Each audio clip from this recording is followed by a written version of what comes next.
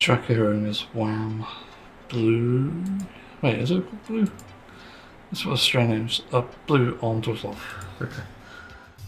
But I find this track fascinating. It's very 80s, 90s style. And it just sounds so good. It uses like synths and stuff, obviously. It's pretty much the genius of George Michael and. What's the other guy's name? I wish I could remember, sorry. I can't remember. He's also equally as talented, but basically the two people that make up Wham here. But everyone's no doubt heard of all Wham tracks, and then I decided to listen to their entire discography around 2 or 3 years ago, and I was not disappointed. I quite liked it. And that's saying something because I didn't like every song, but there are a few I did like that weren't the usual, that weren't the popular ones. And I think it shows how good it is. That is kind of crazy. Just like this track, it's very smooth as well. It's one of those tracks where it's like easy listening. So yeah, it's definitely one of the great tracks that there is for Wham's catalogue, but it's surprisingly underrated. I did think about it when I saw it in my playlist and thought, do I showcase this or don't I? And I'm glad I did, because a very underrated banger is here. In fact, some is somewhat better than others. Just crazy, and that's why I admire this song a lot. So yeah, that's the track, and so let's move on to the first topic. So I've been on a bit of a Owen Jones train recently. I'm starting to get into his content because I don't know how I haven't really. He seems pretty reasonable and does a lot of research, obviously much better than me, and honestly I think I might quit now.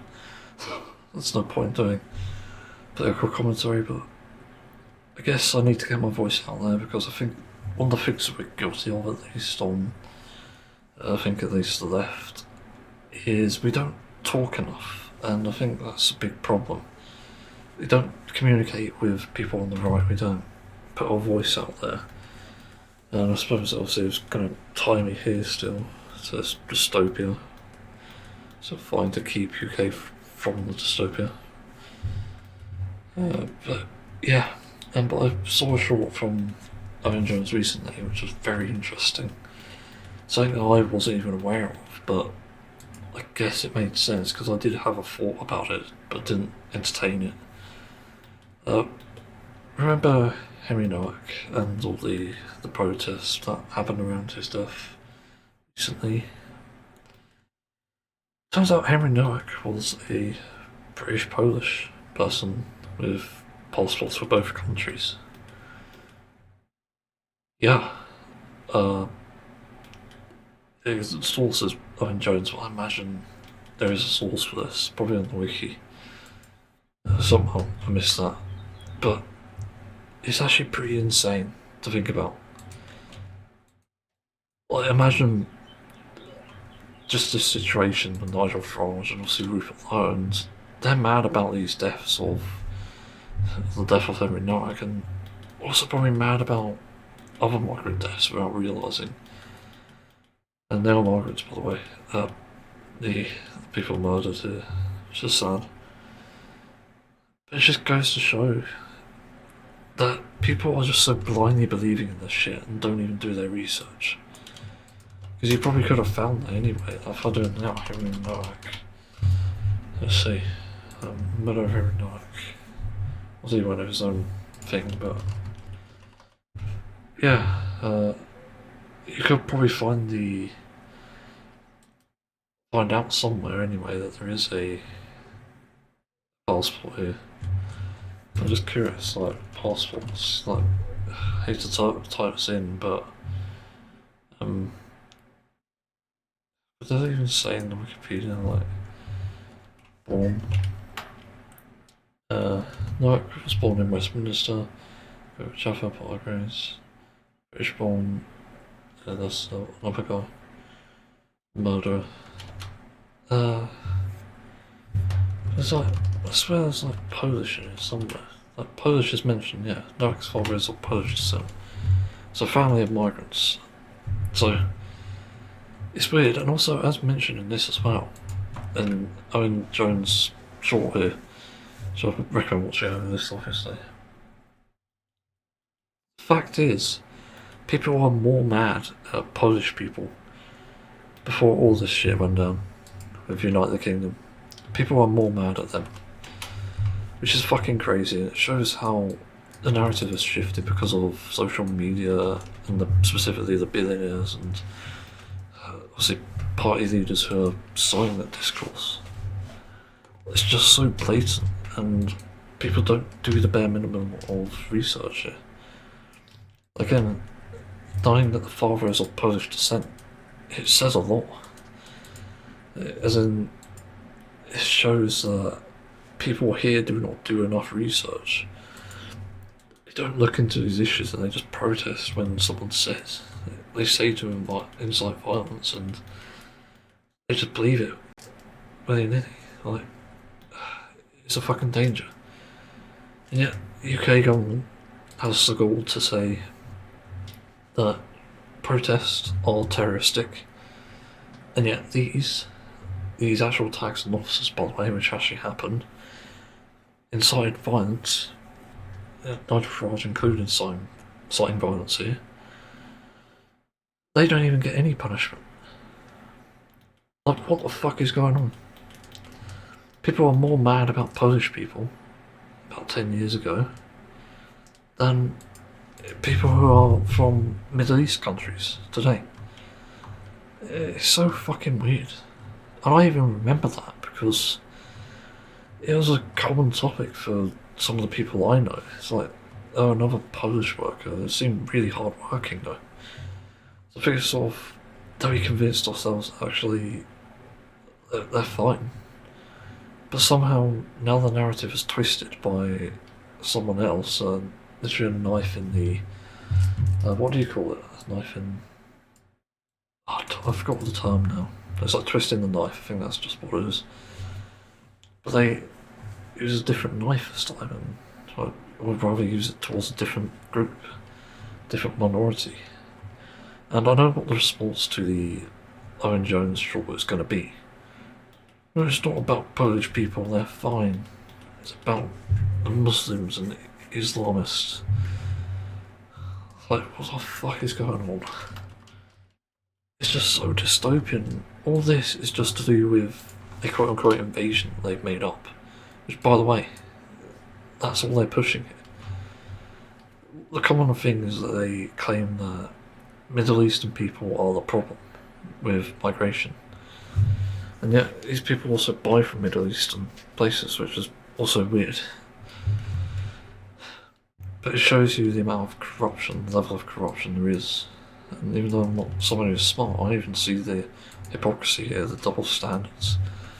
And you're suddenly saying that only some people deserve to get deported rather than all of them, even though that's Reform's policy now. They want to deport everyone. And same with Restore. Exact same thing. Again, it's just ridiculous beyond words. Because none of this makes sense at all. And it really shows how all this shit has been sparking rather, just utter bullshit everywhere. And I think another thing, the one thing I somehow forgot to mention is the way that Nigel Farage incited the violent protest is by using a term that, and in the same similar situation, rather not the same though, saying that white lives matter. But this is sort of in reference to Black Lives Matter, where in the US, George Floyd was murdered by a police officer who sat on his chest for a good 10 minutes and essentially murdered him there and then. And I did hear at some point there was possibly some health complications, but regardless, the way that was handled was poorly. And there is a similarity in these situations anyway. Like Henry Noak's death was a result of repeatedly being stabbed. And obviously the police officers who sat on him. There's just so many fucking problems here. And it's pretty insane, and this is why we just can't blindly believe things. We shouldn't blindly believe things anyway. It's just absolute fucking absurdity. But I'm also going to have to mention, because I know that people say it, it's like, if you think white lives matter, explain why you're in danger. Explain why you're in a minority. Because last I checked, you weren't. There wasn't any increased crime against white people. There was more crime against people of colour, people of different ethnicities. That's just fucking ridiculous. I'm waiting for that justification. Because, believe it or not, I'd want to jump sides if there was an opportunity. Being the majority in this case would be in itself a good thing, but I can't justify it as a good thing at the moment because there is no more reason to believe it. No more reason to stick by it.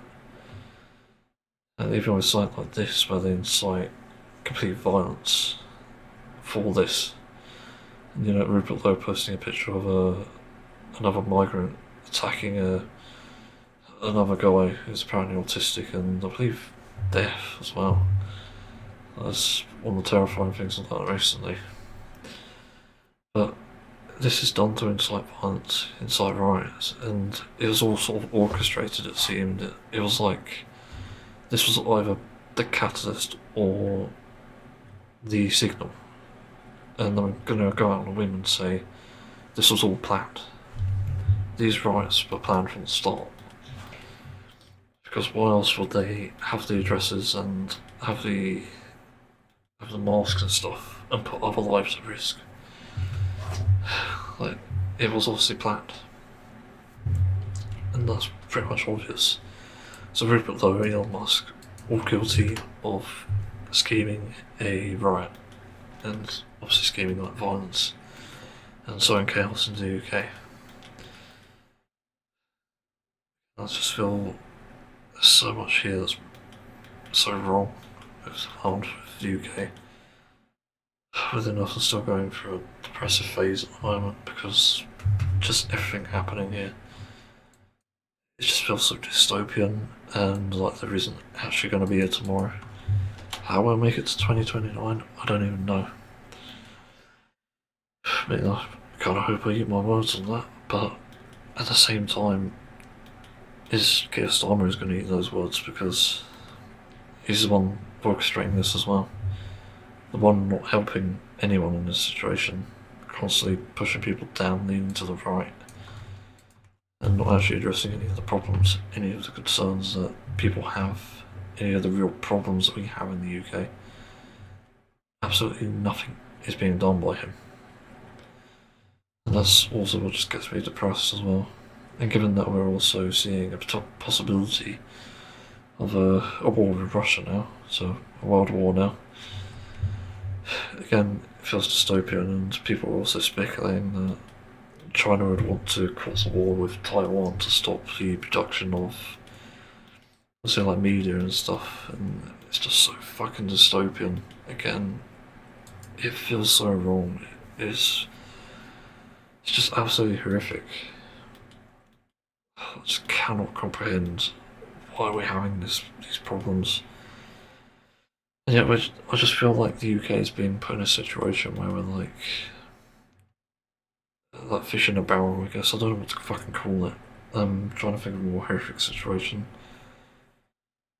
Or maybe we're just like, I don't know, like a small animal versus a prey.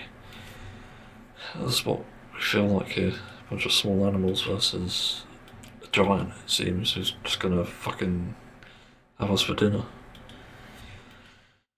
That's truly how the world feels like it's going. And I can't even really be funny about this anymore. It just feels so fucking dystopian and humanity just doesn't learn. It's what sort of makes me wish that so many people were dead now. Even then I started to feel a bit less sympathetic towards other causes like Palestine and even Ukraine, for example, even though they definitely don't deserve what's happening to them. At the same time, because of the way the world's going, I just don't know if anyone even deserves to live anymore. Let strong overpower us and let's see what happens. Because I just don't even fucking know that, well, they think they're strong, but that's the thing. But they're not. Because intelligence has prevailed, but it only depends on the will of everyone else. And that's how Ukraine has persisted, but because Palestine doesn't have anyone intelligent on their side, it's like, yeah, they are just a bunch of small animals versus giants, it seems, giant predator animals. Also, the animal's called Israel. And yeah, it just again feels so fucking dystopian. So yeah, actually I'm worried and scared. It's more that my hyper empathy is just off the charts. Also, I'm just worried what it's going to make me do as well. Because I think the more panic there is being sowed into society, the more unhinged we get. That's why we see so much of the shit we see, and this is why I say that Keir Starmer is orchestrating the same things that Nigel Farage and Rupert Lowe and Elon Musk and Trump. It's the exact same things. The only difference is nationality, goals, but you're still orchestrating chaos and destruction regardless. You're trying to kill your bottom line so that only a select few remain, forgetting that the entire system around the world relies on what we give to it, what we output. That includes something like climate change, things like technology, things like goods and services, and even military. Yeah, it truly feels like a dark day, and really a dark existence as it currently stands in the UK. Given that thing I saw on the train trip I had, that was a few days ago. Yeah, the amount of fascists there are, it really shows. Just again, I feel so fucked and I feel so vulnerable as it currently stands. And I don't know if anyone is even going to hear this or even listen. I think I'm sort of on the road to planning my death again. Just so fucking tired of it. Just want this all to end. Don't want to see this shit anymore. I don't even like speaking to anyone about it. That's the problem. Because whenever I've tried to speak, nobody seems to care. And they don't actually care about solving the problems. In fact, if I was to say that Keir Starmer is killing me, people will probably laugh it off. But in the actual reality, he is. He's actively killing my rights, killing my motivation or anything, and forcing me to commit crime. Because what else would you do in this situation? If your money's about to be stolen, your livelihood's about to be taken, just because of something so trivial, and even things that are moral, what the fuck am I supposed to do? I just don't understand. Nothing makes sense anymore.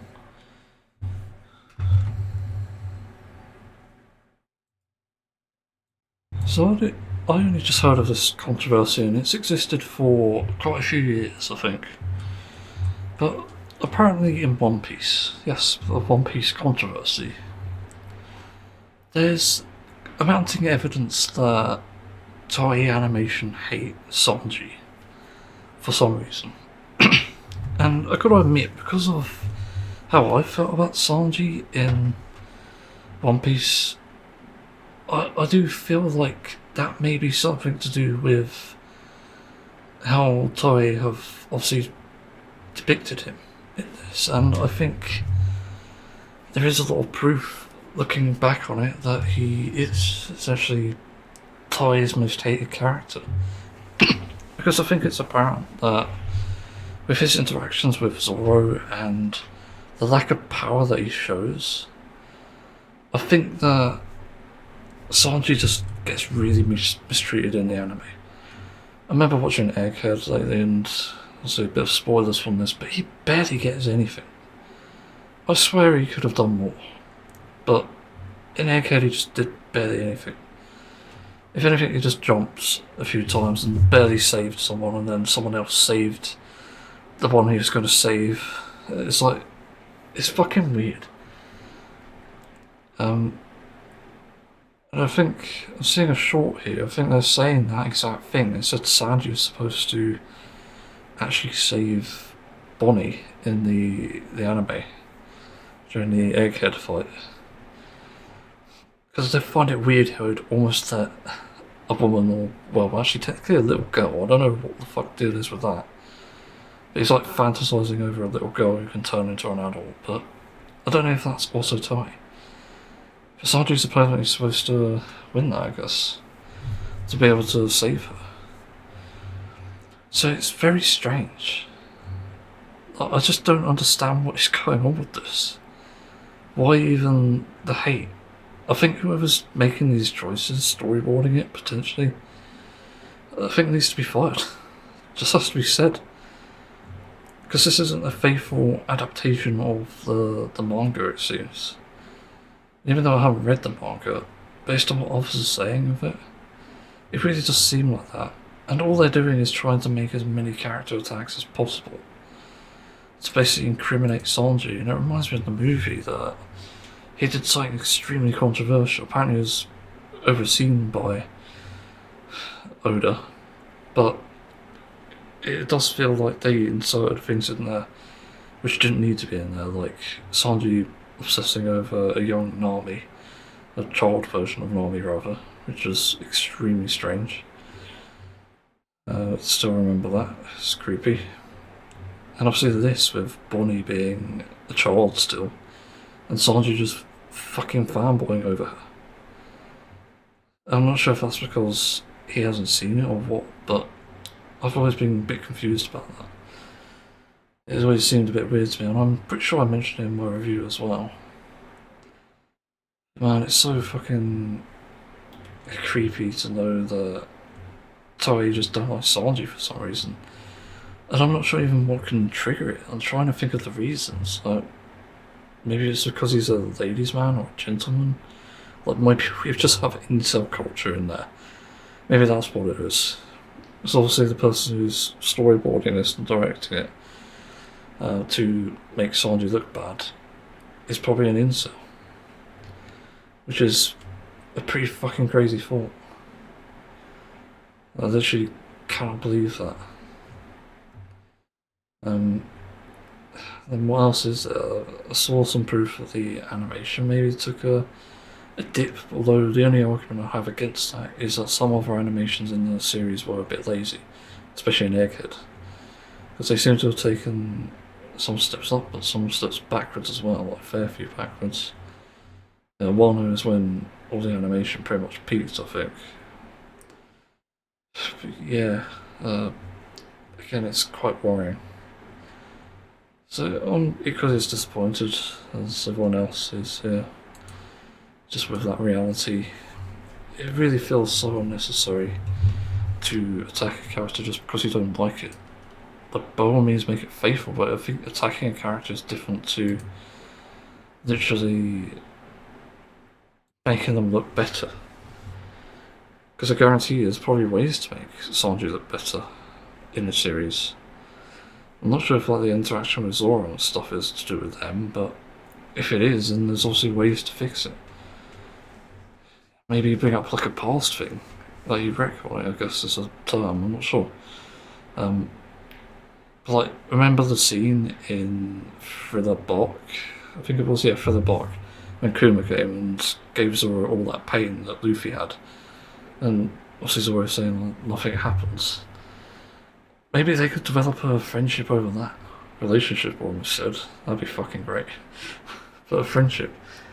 Just over the bravery that Zoro has. It's like, in a weird way, it's not the same though, but it's like Zoro's chivalry for protecting others is almost equatable to Sanji's chivalry for protecting women. So it could oddly work in that way as sort of like a relationship that can make sense. So I don't know. But again, it's very suspicious. They especially make Sanji look bad, but also we can't discount the fact that even if there's a case where they cut corners, they're cutting it through Sanji, one of the better characters in One Piece. Admittedly a bit more fleshed out than Sora in some areas. So it's just incredibly strange. I just don't know what they're thinking with this.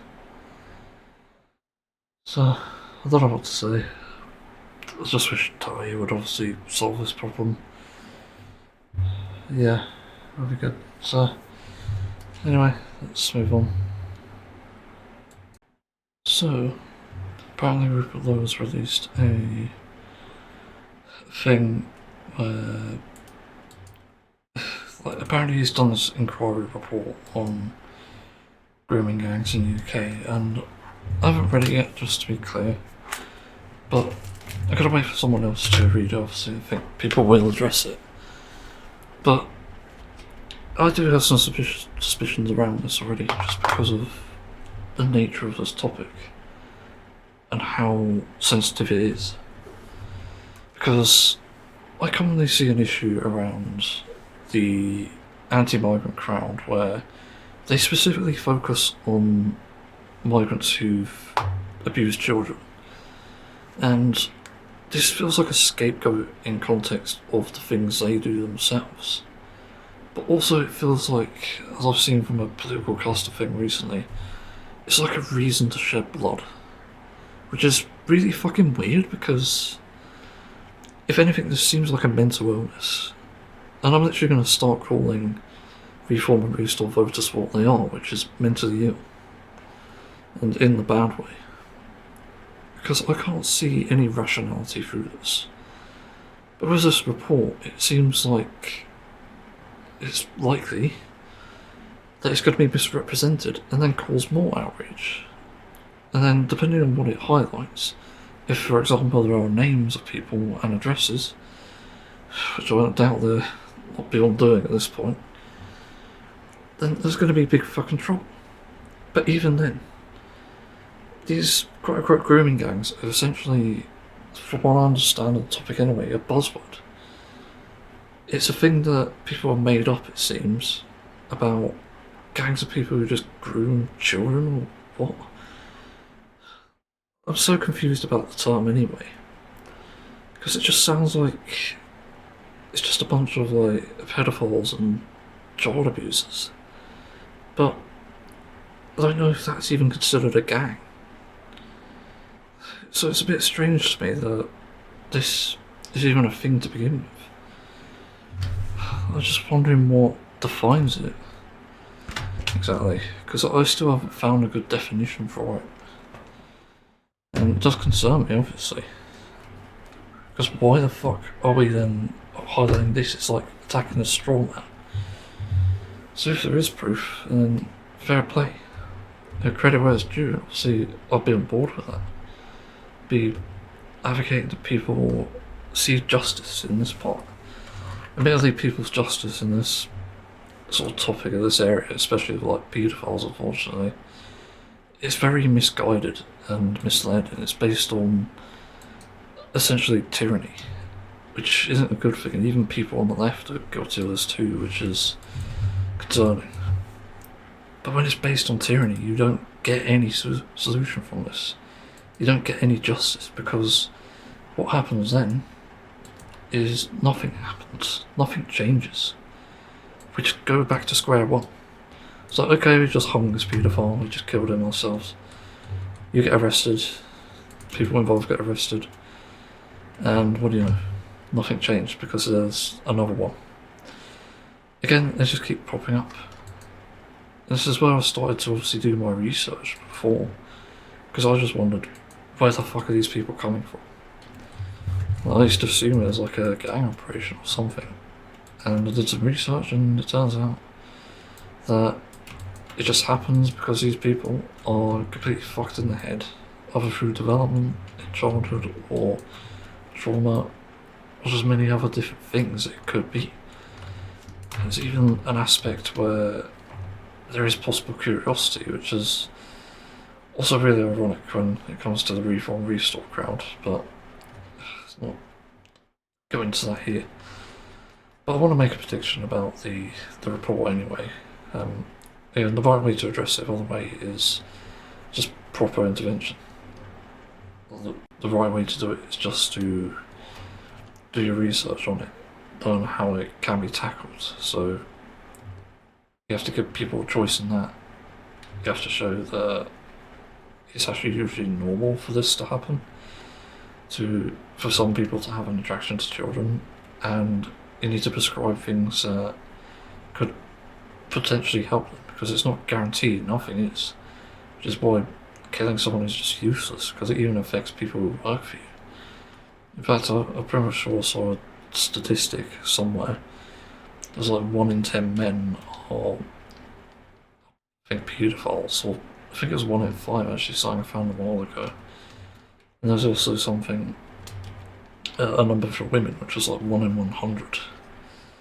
So they exist everywhere, and ironically people don't even focus on the women, so I find that pretty strange. It's like people actually are kind of sick in the head themselves. It reminds me of that South Park episode actually, where Ike gets, I think, I don't know what to call it, not abducted, but he gets lured in by his teacher and essentially sleeps with Ike. It's so fucking weird, but you get creepy people like that, and people don't even bat an eye. They think it's cool, they think it's hot. It's just disgusting. It's just sort of what society is built for itself. Anyway, I wanted to talk about my predictions for what this paper will likely hold, until someone can read it to me, because I'm not a good reader, especially for something that long. And even then, just why the fuck should I care? If people think the best solution is to just drag people out kicking, screaming, and sort them, burn houses for some reason of innocent people as well, then do it. But you're not going to solve any problems. I'm just warning you that it's not going to do anything. But anyway, this paper, just based on the outset, the fact it's released by Rupert Lowe of all people, other than Farage, which is certainly interesting, I think it demonstrates that there is a possible bias here. I did try to look it up before this to see if I could actually access it, and I can't. And one of those sites reported that it seems like it's partisan, which I need to remind myself what is partisan, which I means part of a kind of how about a pike or traditional staff. I think they want that as well. No, an adherent to a party or faction, yeah, that's the definition. I think that's probably what's happened. And given everything we've seen so far, it certainly seems like this could be where it's pointing at. It's sort of broken in a way, and also again, if this report reveals any personal info, then people's lives are going to be absolutely fucked. Admittedly, if there's good evidence, and this is a difference. I think sometimes vigilantism can be bad. I noticed with, and somehow people are just waking up to this, but I noticed how people who claim to be paedophile hunters either themselves are, or they reveal so much about what they do that everyone adapts, and so you can't actually catch anyone. There's just some real aspects to this where it feels completely fucked up. Sort of like, you find creepy British men on the street more often than you find a migrant that's creepy. And that's obviously saying something, given all of the biases here seem against immigrants here. And even today, not that it's related to this topic specifically, but had a migrant taxi driver and body got lost on the way to the place it was meant to go. Luckily it wasn't anything important, it's just going out for lunch. But for some reason, he got lost anyway, and for some reason the person I was with rather had to comment on it, and like, bloody Packy. It's just so fucking dumb. Like, who cares? And also you could tell he's stressed. It's the thing I just don't get about people. You could tell when someone's actually in a rough place, and this driver certainly seemed to be somewhere in a rough place, most likely. And it's also just sad to see. I wasn't going to hold it against him either. Like, people get lost all the time, especially in an unfamiliar place, and also given there's like restore fucking pictures now in this place I live in, obviously you're not going to feel comfortable here. So I completely fucking get it. It's just ridiculous anyway to have this perception. You can't always assume things about people, which doesn't make sense. It's quite happy to see that the guy had friends, but it's like, Jesus Christ, British friends for that matter, young people. But it's just so bizarre. So yeah, like, again, back to the sort of report thing, my prediction again is it's just going to be biased towards Restore and British people. Meaning that any mentions of a British person being in a grooming gang will just get completely scrubbed. So the narrative becomes false and they're attacking a straw man instead.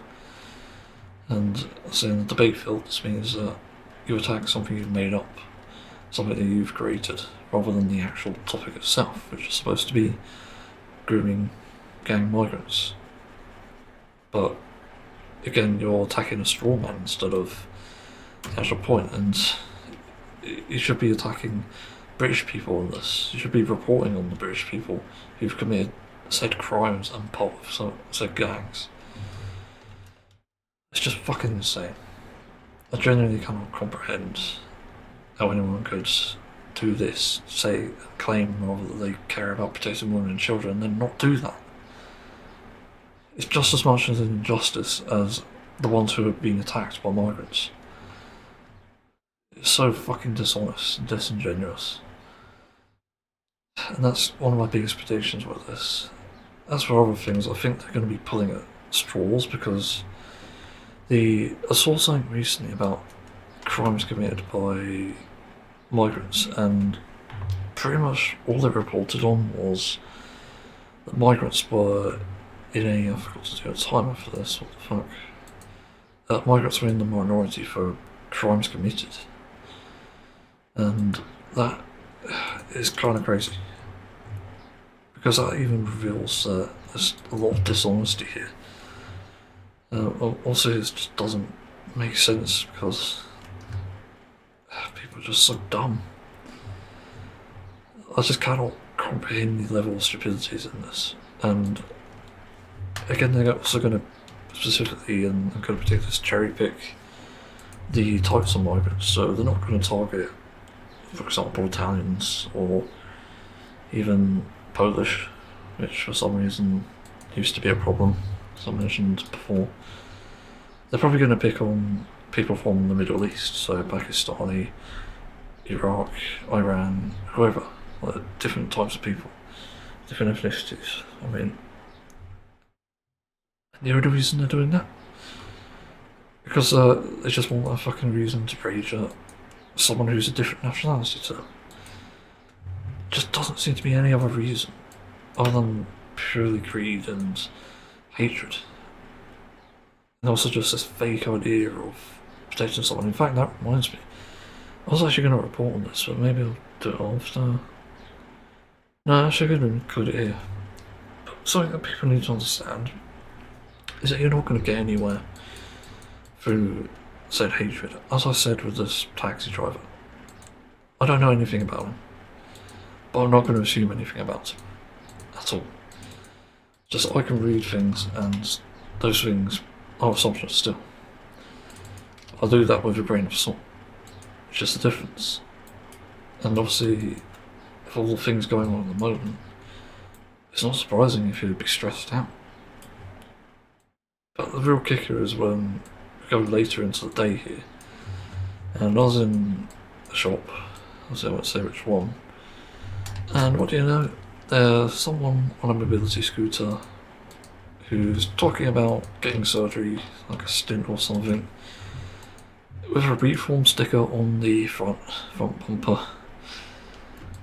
Talking about this, which is extremely fucking ironic. If you don't know why I'm laughing, it's because these people are absolutely shooting themselves in the foot. Except for this guy, he's shooting his other foot. The one that's already been broken, they've been amputated, it's gone. So the other one, that's going next, because that's what Farage is doing. Farage is creating a world where you cannot get the free healthcare you need to even address this issue. And so nothing changes, nothing gets better for you. It's a whole fucking shit show. And I am extremely disappointed that there are still older generations here who don't learn from the mistakes of the past, who don't learn from their grandparents, learn from history, just don't learn from anything, which is shameful. It genuinely is. And I just can't understand the point here. Like, why would you do this? Why would you vote reform, who you know are going to privatise the NHS, who are not going to allow you to get surgery for free, who are going to deport all the doctors anyway, so you won't even be able to find one, even by it privatised. And then what? Like, you have no other choice but to go private and pay a fucking shit ton of money. And also, who bought that mobility scooter as well? I gotta guess the NHS, because I somehow don't see the people, the average person, getting that just for themselves. So we also just have so many issues here, and people are ignoring this, obviously, but it's just so disappointing. People turn to this, they turn to these broken politics, these corrupt politicians, all for the sake of one goal, which is deporting migrants, because the migrants piss you off for some reason. And I say for some reason as someone who is unbiased, because when I looked into it, I couldn't find any proof. I couldn't find any proof that the crimes that are committed by these migrants represent the majority of migrants. It just doesn't exist. And that's also another thing with the report here that I'm predicting. I simply don't see how there could be a way for these people to be able to, in the report, even to make a claim saying that the migrants are the real problem and they're the ones doing all this crime. I somehow don't see that claim being substantiated at all. So it seems like we're back at square one with this, I guess. I don't know what to fucking call it. Oh shit, it's gonna be injustice after injustice, and the world is not gonna be the same after, say, this, and we're probably gonna see riots as well, let's be honest. There are probably gonna be riots about the report here, the Grooming gang report. There'll be people saying, oh, we need to get rid of them now, because Keir Starlin won't, as if there's a problem. I was also disappointed to see on Cyberwolf's channel recently, apparently, about a social media conspiracy. I didn't pay attention to the full video, bloody ADHD, but I was interested in the comment which brought this to my attention here. And basically the comment saying, well, Rupert Lowe just released that report about, also the inquiry report about grooming gangs, and it's weird that the UK doesn't want to see that now. They want less to see that. And also have to comment like, you trust Lowe? How? Because he's a fucking grifter, much like Nigel Farage. He's taking money behind the scenes, you don't see it. There's no doubt something being organised, and he's already been supported by Elon Musk and Tommy Robinson. So what do you fucking expect? Rupert Lowe is as much of a danger to our kids and our women than anybody fucking else in the political system. Even Keir Starmer is less worse than Nigel Farage and Rupert Lowe, and that has to be said. It's unfortunate, but this is how bad right in politics is. Because that's the reality of it. These people are the real danger. The politicians, the political leaders here, party leaders, I mean. It's just absurd. And I guess with the inquiry report as well, they're not going to source things. I should mention that. If anything, it's just going to be articles, but the articles don't really paint a picture. Because even though articles can be great for anecdotes and even be used in studies in some ways, they're not exactly the evidence. They're not exactly the law or the police reporting on these things. And yes, I get people have distrust for the police as well, which I do. I get that entirely. The problem is, though, if we're not relying on that, if we're not trusting them for my pen, then I don't see anything changing. Because the evidence is not there. We're kicking out people for no reason without solid evidence, which is what we actually need here. Not some fucking idiot saying, this black man just killed a white man, White Lives Matter, Belfast sucks, or something. Like, we can't fucking tolerate this. It's frankly unacceptable. It's like childhoods, but in a schoolyard bullying, but against migrants. That's why this is very agreeable to. Even though you just got a bunch of old blokes who just don't fucking do anything. You don't do anything for society, you don't do anything for young people. They don't really care. If anything, it's like spite as well.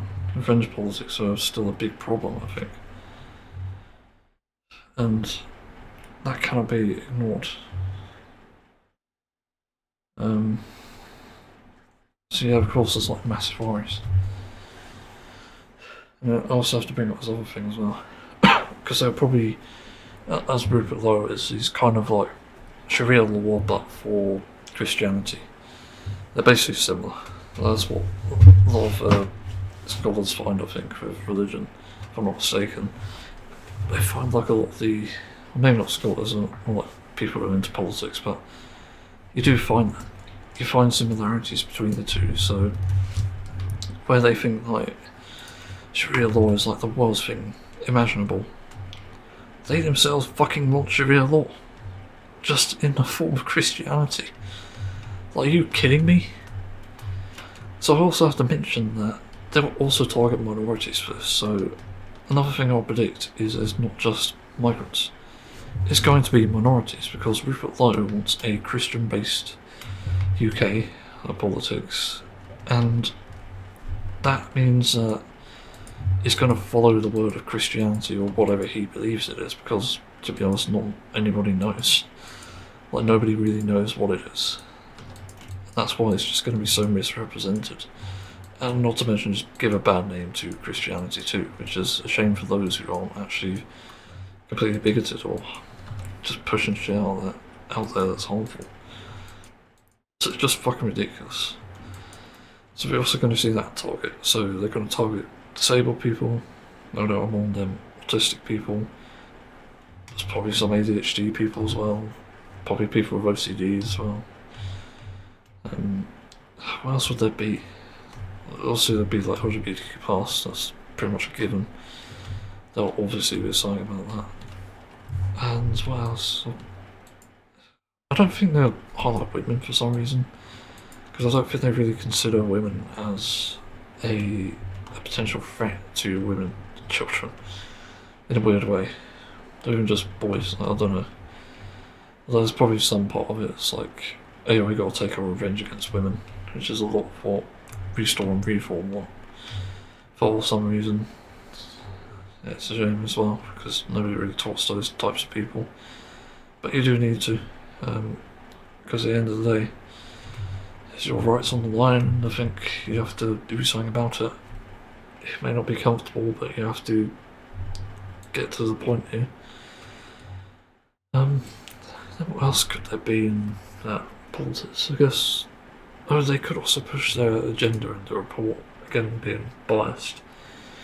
So they'll say like, they'll probably answer their own questions here. They'll say like, what can we do about the migrants and the minorities who are part of these grooming gangs? And they'll probably say something like deportation and hanging, possibly.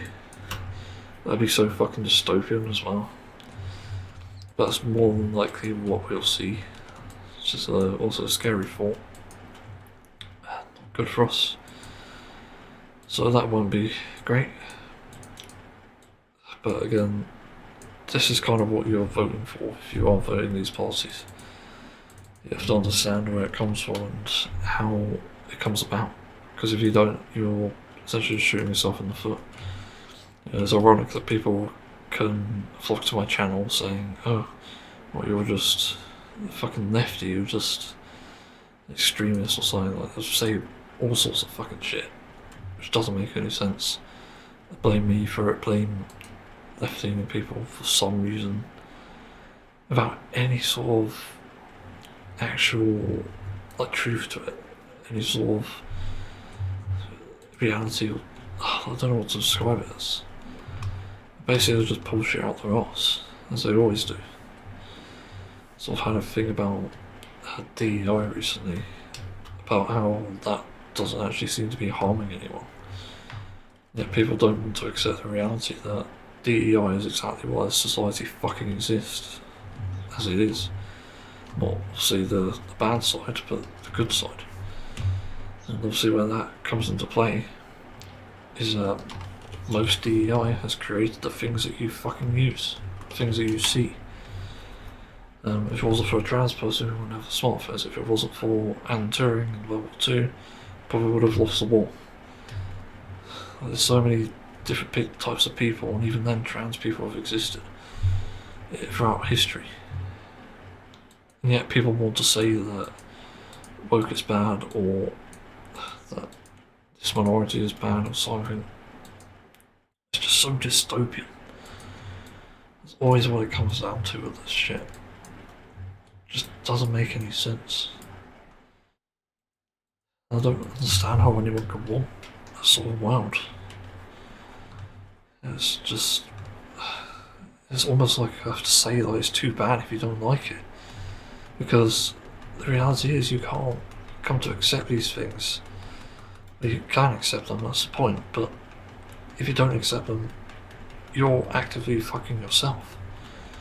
Because a lot of the people who are LGBTQ+ disabled don't do it by choice. And there's like a common misconception about this. But that just simply doesn't exist. There's no such thing as a choice of being gay, of being trans. There isn't a choice in this. Like nothing. So you're demonising these things for no other purpose than what? Misery, than jealousy, something. And that's often what I accuse people of now because of these current situations. It's trying times. It's more like people aren't racist or against immigrants, they're just jealous. They're just jealous that immigrants can get a better life than they can, or live it better. And even then, it's also like a jealousy of being able to commit crimes, which no doubt is a part of it too.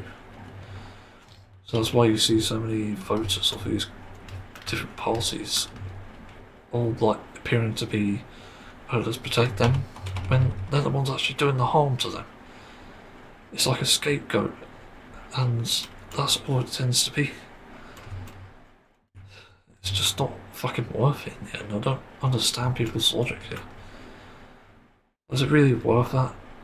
And just because you can rape a child, like why the fuck are you even thinking that?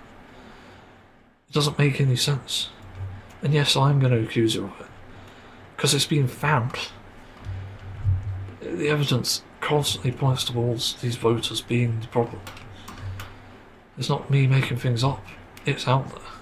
People have done the research. They've done the looking into these things. So again, this is the problem we have here. Yeah. I'm trying to think what else there is. I can't really think at the moment. I'm kind of just quite annoyed by this situation. It currently stands. Is there anything else I could predict? Maybe money involved. I don't know. They might try to make an excuse, a stretch, sort of in the stretching territory of this, but they might try to make the excuse that they will enforce harder policing, probably enforce a social media ban as well, ironically, which is kind of funny when you think about it, because a lot of these people don't like social media bans. Ironically, because they probably want to groom the children themselves. Fuck me. It's insane what we're seeing. But yeah, that's my prediction. These people are actively a fucking danger.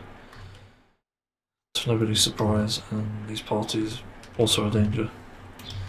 As guilty as a grooming gang. That's what I'd call it now. So yeah, they'll probably defund things. Probably say like we need to take away funding from the NHS so we can address these grooming gangs and these migrants. Whilst it's actually going towards Trump and his billionaire friends, his best friends rather. Also, do you know Trump is gay? You know, I had a realisation about something, and it's terrifying. I think Pokemon is becoming a platform. So with the recent Games Fest, and you can probably see where this is going, you have like State of Play, Xbox thing, I can't remember what it's actually called, that's the Nintendo Direct, and Summer Games Fest, so State of Play, I'm not sure if I mentioned that. But it's like, so fucking weird. Because the thing I realised with this is Pokemon has its own directs, and I'm sure other series do as well. But Pokemon's the only one who could pull off having as many sort of IPs and merch as it does, which in itself reveals a major issue, obviously, because it basically means that it's heading towards the state of being a platform rather than a product or a franchise. And it just feels very fucking bizarre to think about. But I'm also willing to go on hinge myself on a bet, I don't know what to fucking call it, and say that they actually want to go towards making it an entire platform, as in literally having consoles for it, having specific devices for it, which I'm not sure how they would do, but I'm not discounting that possibility. So there may be a good future, at least, where the consoles are actually good, they're reasonably priced and work, obviously, but play every Pokemon game that there is. Maybe it has like a multi-card reader or something. That's like one of the coolest things you can fucking do. But obviously, with Nintendo products, they're very controversial. Even the Switch 2, I'm pretty sure, still has controversies now. Like mainly like stick drift, but also it not being a very up-to-date console as well. No doubt had some problems to that. And obviously not being able to play games or reverse, so what do you call it, reverse, oh fuck. I can't remember the term now, but it's when you play games from other consoles and so you put them on there. They play it on there, I mean. And you know, it works, I suppose. But the problem is, of course, they're not actually doing that. They're consistently going against their other bullshit with, being Nintendo being Nintendo, and just absolutely holding every game hostage to a subscription or risking piracy. And they encourage it, by the way, because when you don't obviously release the games in a fair manner, where people can own the game, come back to it whenever they want, then it's just not going to work out for you. You're not going to make a profit. If buying isn't owning, then stealing isn't piracy. And that's the term that's being put out there, and it very much is agreeable because of that. And, ironically, literally watching a streamer play a ROM hack for a Pokemon game, and it's like more entertaining than an actual Pokemon game. Watching Shadow Doom playing Celia's stupid Pokemon ROM hack. Yeah, there are some pretty funny things in that. Generally made me laugh. Yeah, I just really think the way Pokemon is going is just more like a platform rather than a product or a franchise, and they'll probably go that route. To be honest, they'll probably try and find a way to cut their ties with Nintendo, which again could be a good thing, could be a bad thing. And then try and make their own entire platform. Obviously, you know, they might even make it quite advanced. Like they might just do like a handheld console with alternative reality, and that will allow, well, obviously, alternative reality. So you're like catching or playing Pokemon in the places you're in, which is quite fascinating, really. So yeah, I do think it's a possibility. It's not out of the question at this point. And with how much revenue they make and how many IPs they have, it really does make sense that they might go that route. They're rich enough to risk it, and they might go that far to make it a reality. I also do think, obviously with Pokemon Champions being released on mobile, whilst as much as that is probably a good thing in a way, it's also still mobile slop because of the issues around it with obviously premium options. It just doesn't seem very well thought out either.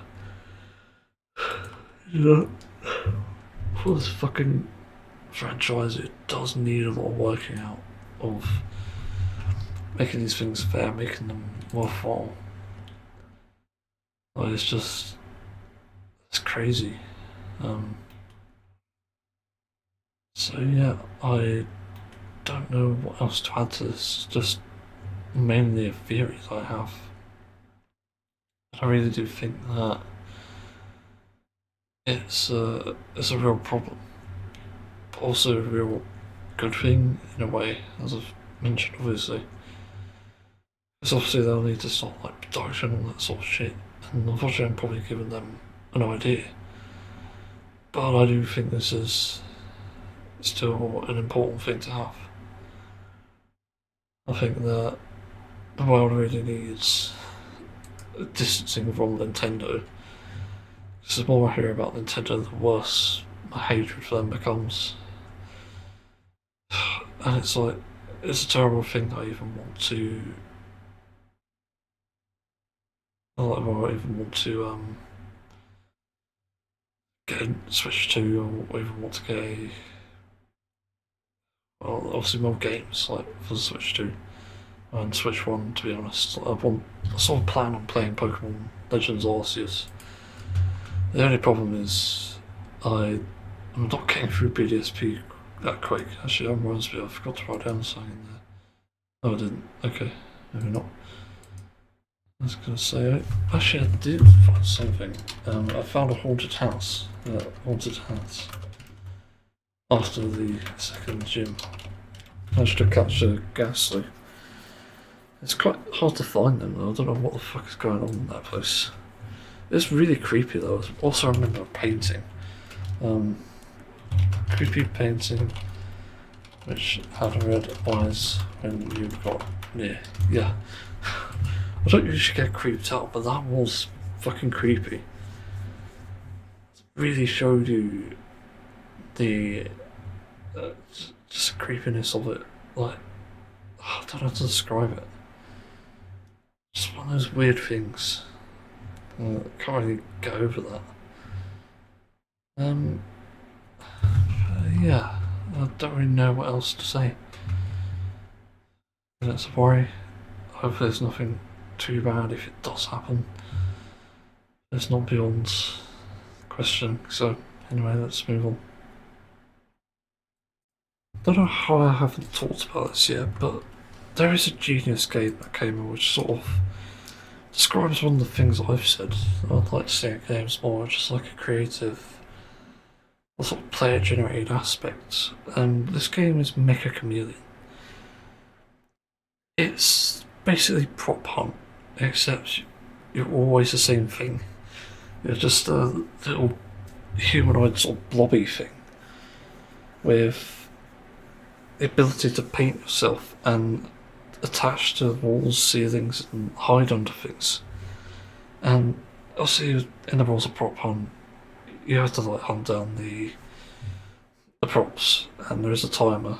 But in this, you don't have any sort of punishment for just randomly shooting. I don't think, if I've seen it correctly, I could be wrong. But it's just such a genius game. I fucking love the idea. It's just done so well.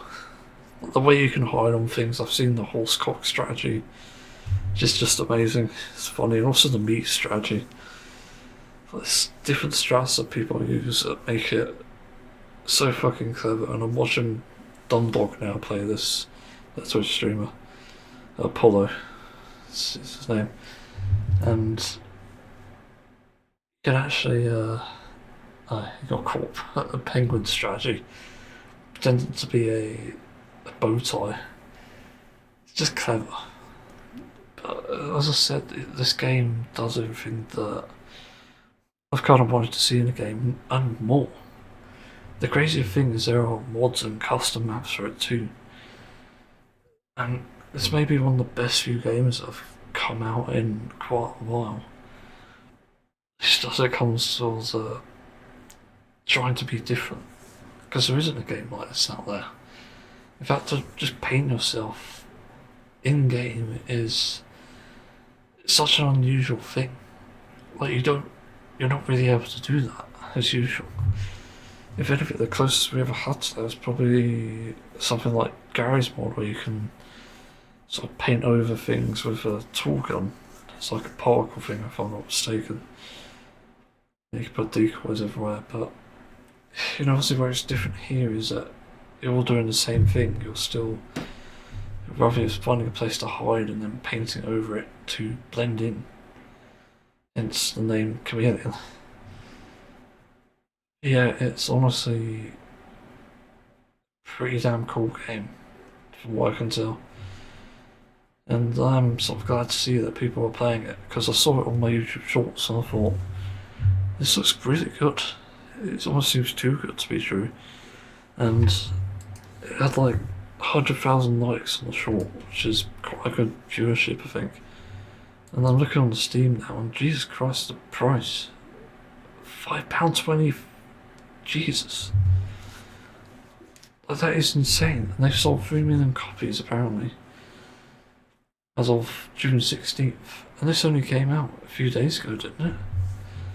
10th of June, it's a week ago, actually. It's actually fucking crazy. And what do the reviews say? Like 83% positive. Like, fair enough. I think there is probably work to be done. So, I see someone saying the connection issues are a problem. Griefing and lobby spectator issue, yeah. I can see those problems being okay. UI design is ugly, apparently. Yeah, player models and brushes like resolutions. Trying to make. What? I can't read. Player models brushes lack enough resolution to make anything detailed, so trying to make straight lines over yourself look pixelated, whereas not worth it.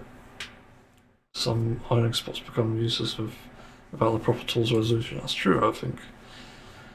I think, as an artist myself, obviously an artist, I'm not good at it. All I've seen on here is like the brush, no like texture brush or anything. So it's not even necessarily possible to blend in perfectly. So like, look at this penguin here, isn't it? What I think is a custom map, I could be mistaken. The penguin has like a weird sort of paper mache texture, and it literally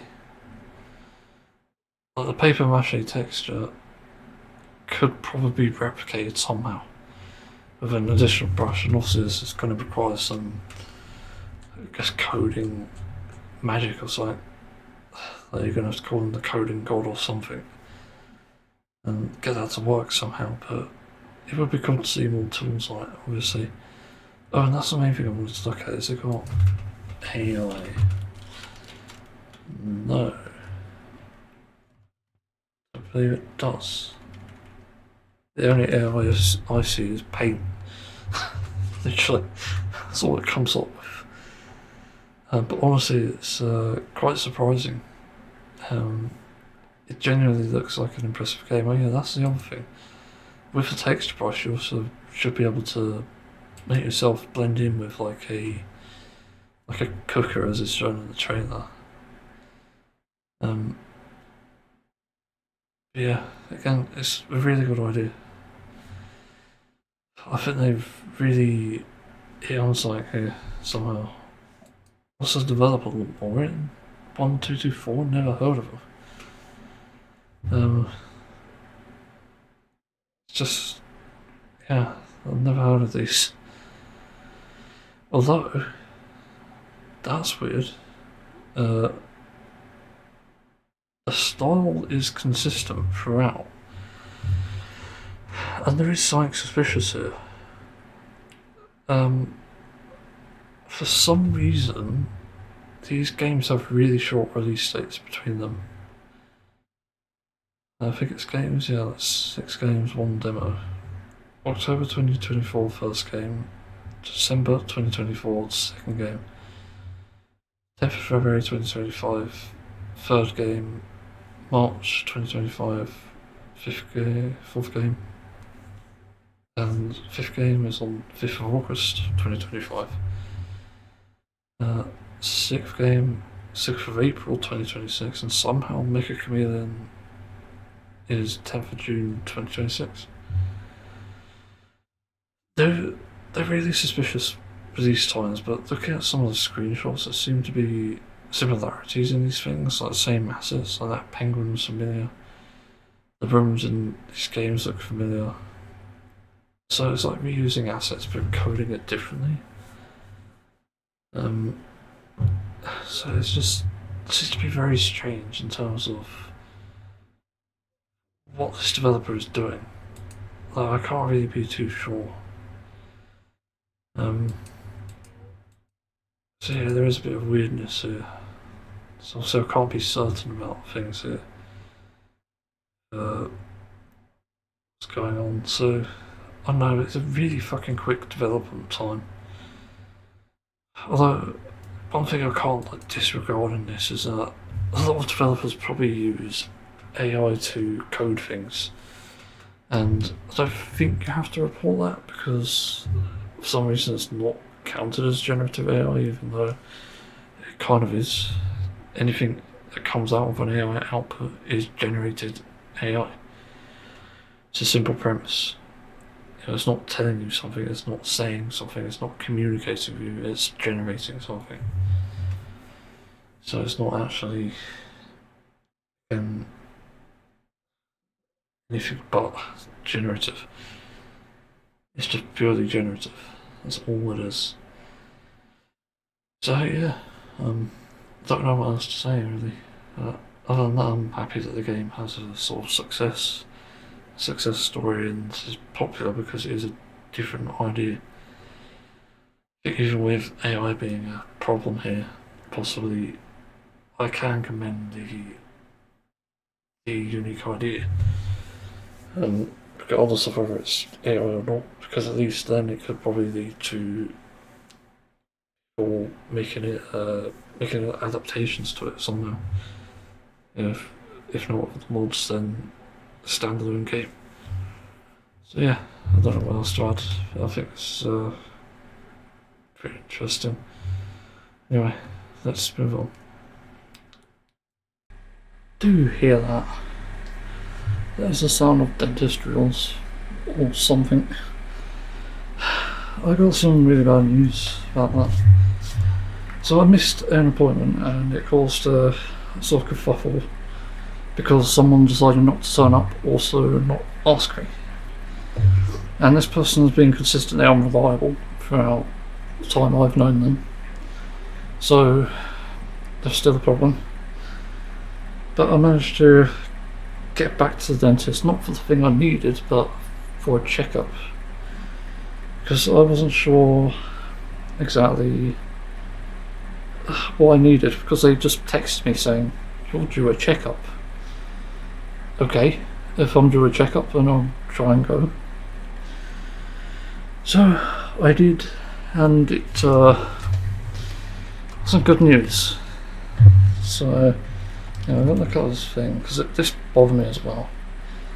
Volume mobile, not saving. Yeah. But basically, that sent me back. Volume mobile sort of set me back a bit in that. But I do find there are some issues with this, with my assessment. Because before it was I needed about 4 or 5 fillings, I believe, for my teeth, and I only managed to get 1 because it was so fucking awful and so tiring that they can only do 1. And I swear they've done more, but I can't tell. Like, I don't know how many they actually did. In fact, I wish I'd asked now, but I couldn't remember at the time. So that was a fucking annoyance. And so, obviously, I was supposed to go for that, but I decided to check up, please, because despite the fillings, I was still having pain in my left teeth, only my left teeth for some reason. And I did a check-up, heard the word decay a few times, which is concerning. Like, what is tooth decay again? Pretty sure it's just when the tooth is like dying or something. Breakdown of the teeth due to acids produced by bacteria. What? What bacteria? Different colours. I know I have one on my top left. I don't know. Again, what infection? Like, I don't understand where this is even coming from. It doesn't explain how you get it anyway. Toothache, short pain, white brown black spots. Yes, I have black spots. Treatments for tooth decay. Dentists can prescribe fluoride treatments like mouthwash or varnish to reverse early tooth decay. Already have fluoride toothpaste. You'll be into filling in the hole in the cavity of your teeth. If the tooth has reached soft tissue pulp in the middle of the tooth, you may need root canal treatment. Oh god. Sometimes the affected tooth may need to be removed. Extraction. That might be better. Preventing tooth decay, brush your teeth at least twice a day with fluoride toothpaste. Spit after brushing, do not rinse. Well, I never rinse. But the problem is, it doesn't seem to work. Cleaning in between your teeth using flossing, can't do that. For some reason, flossing's always been a struggle. I hate it when I get bits on my teeth, and I hate it equally trying to floss. It's just painful, uncomfortable. It feels so fucking unnatural. And because of how crooked my teeth are, it doesn't help. Use sugar-free medicines. Don't have any. Have regular checkups with your dentist. I do now. Don't have too much sugary food or drink. As far as I'm aware, I don't, but this is the part that confuses me. How the fuck are you supposed to avoid it? Because it's in everything. The only problem is when obviously I've changed my lifestyle recently, and I'm not sure if this is a contributor, but I've started having toothaches since having a change of lifestyle, which ironically included more fruit. And so I'm trying to make it healthier, as healthy as I can, without also making it unbearable. Because of my sensory issues, I have to be careful with what I eat, otherwise I'll just get a really bad reaction to ARFID. And ARFID is avoidant food intolerant disorder. And it's quite a horrible thing, because I didn't realise I had it. But it turns out I have to try not to eat broccoli on and off. I can't actually eat broccoli anymore, for example. And there are certainly fruits that are out of my range for that, like apples, like oranges. Like apples are too hard, oranges are too stringy. Even though I love the taste of oranges, I could eat them all day. But there's so many fucking problems with it. It's actually kind of insane. So that doesn't help. But for breakfast I have like berries, raisins, banana, ordinary peanut butter or gluten-free oats. I've started to have them because for some reason oats aren't always gluten-free, which I find a bit weird. And then I have a banana with it usually, but I thought about stopping that as well. And what else? Oh yeah, with that obviously, so I have to flavour it, and this is obviously where it gets a bit kind of iffy. And you might think, oh, peanut butter's plenty, you know. If you have something in the milk it's flavourful, then yeah. But as it currently stands though, it needs a bit more flavour, and so I'm working my way through some old Biscoff and cookies, and to be honest, whilst it does fill me up a lot more than I would have expected, it does the job. It really completes the breakfast and makes it more bearable. And even though I do have a coffee on the side, I don't ever add any sugar to it, unless it's like coffee, well, tea I mean. Tea I don't usually add sugar to exactly, like caramel. But coffee I might, because it's quite bitter, and it needs that balance. So I would do it for that, although not 100% sure using like a flavoured barista. But I do use unsweetened barista, so there are opportunities where I'm taking the time and effort to completely avoid sugar. It's just that the plant milk, so I have like chocolate or vanilla, both work, but I need to probably weigh that up a bit. For lunch at the moment I'm having to have yogurts to get my probiotics back from my antibiotic treatment. Prebiotic as well, I think. I don't know if live cultures include those. It's hard to know. So what else? Fizzy drinks. That's a weird thing actually, fizzy drinks. Because I'm not always having them. Exactly. So what I have is every now and then I have a Coca-Cola, usually like a day out or just a day out. Sometimes I have it at home, but that's when I'm feeling I need the energy. And I'll have that instead of obviously like coffee in the day. I'd usually have coffee, or somehow I need to fit in like hot chocolate and shit. I'm not sure how to do that. Maybe because it's always like unsweetened milk, I could just risk it. Yeah, but Coca-Cola, but I will have a Fentimans every now and then, just those big 750 millilitres. I'll do sort of chug them down every so often because they are fucking nice. I can't have them just half a day. They're just so good. And they're really nice at a treat. So that's not all though, but I just have either a special fizzy drink or a sparkling. And the sparklings I have are often flavoured, but they're not sweetened.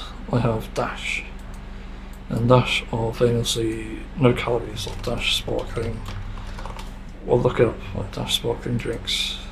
Yeah, I need to find that Pink Lady one. I don't know where they sell that where I live, but I have the lime one usually because it's like the best one. It's quite dry, but I think it's nice. See, carbonated spring water, lime extract, natural flavours, citric acid, and that's it. As far as I know, there's nothing in it unless the natural flavours involve actual sugar or something. I don't know. So I'm not even having that many, which is a weird thing. But at night, and depends if I'm out as well, I might have a sugary treat, but I tend not to have anything. So for dinner, for tea rather, as you call it, I have usual food, rarely anything sweet. I don't even know how many like sweet meals there are, other than like something Indian, like a korma, or even like Thai curry. But I don't really have that much, so I don't get anything from that. But afterwards I might have a bit of my chocolate bar or something sweet. Like if I open out now, I've got like a cookie in there. Yeah, but these like shortbread things, so I have like 1 or 2 of them a day. So I'm not even getting like shit tons of sugar. It's not even like a fucking addiction. I'm not even having this every day, that's the thing. So for some reason these have 14.3 grams of sugar in each piece. Like what? There's a Lazy Day salted caramel crispies. How the fuck? 140. Jesus Christ. For how small that is, though. It's surprising how big that is. Like, you don't even need half your dinner because of that. It's so fucking filling as it is. Seemingly. It's like a daily intake. What is the daily intake of sugar? But is this based on, like, health, like, body stuff, or teeth? How much sugar?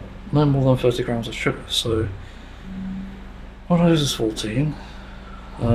Let's do Alpro chocolate protein, because that's what I have. I have like 200 millilitres of that splashed in my food. I have thought about adding water, and it's a good idea, but I worry it will, pun intended, water it down. Haha. So sugar's 12.5 grams, 14% for 100 millilitres. What the fuck?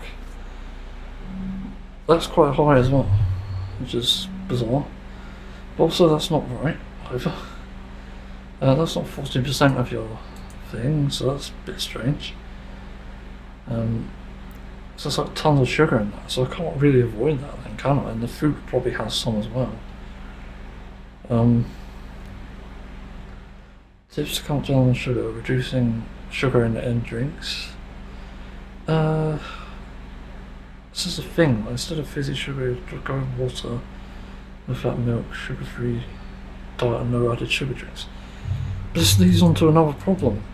Like, if I look up the side effects of aspartame and asulfame, because this is a problem. I want to have sugar-free drinks. I don't care about the fucking taste or the feel. The problem is, they are dangerous. They're in everything, and they're so fucking necessary. You could just use stevia or glycerides, and they don't. So, controversies on aspartame. Risk of certain health conditions such as heart disease and type 2 diabetes. I'm not sure if that was like cause or some people suggested artificial sweeteners may help in maintaining or achieving a moderate weight. The result review suggests research is inconclusive. And yeah, it contains a trial for benefits such as the tooth decay, such as ACE, artificial sweeteners, helping reducing. Some carbohydrates can contribute whether or not they contain artificial sweeteners. Also links asulfame potassium with cancer, but more research necessary to understand the association. The FDA recommends that asulfame potassium is safe up to a daily intake of 15 milligrams per kilogram? What the fuck does that even mean? Speak English. 15 milligrams per kilogram of body weight. Duh, okay. It's just something that's separated by a check mark. It's like a verified source. And there's the effect on sugar, might have risk factors for metabolic syndrome. I'm not sure how. Artificial sweeteners may help protect against inflammation and problems with insulin. It's not really as applicable to me. According to medical news today, no evidence for asulfame potassium causing or increasing cancer. But is it asulfame potassium or is it asulfame K? Because I'm pretty sure they're two different things. It's already kind of irrelevant. They're addressing a different thing. And I'm not fucking stupid, I can read. Asulfame K. Let's look that up. Because that's what they put in there. Asulfame was spelled. So it is ACE K? Approved for use widely. Again, I don't know. Well, it's such a hard thing, but at a certain point as well, I'm just like, why the fuck should I even care? It causes these problems as well.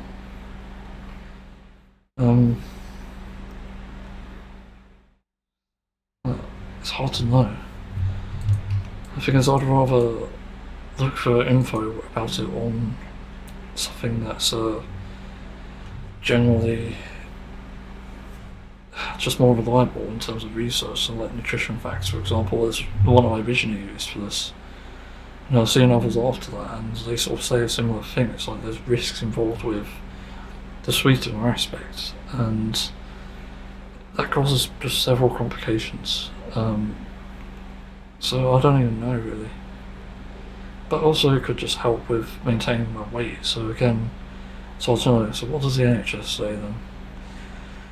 All sweeteners in breakers undergo rigorous safety assessment before they can be used in food and drink. All approved sweeteners are considered safe and acceptable to using sugar alternative.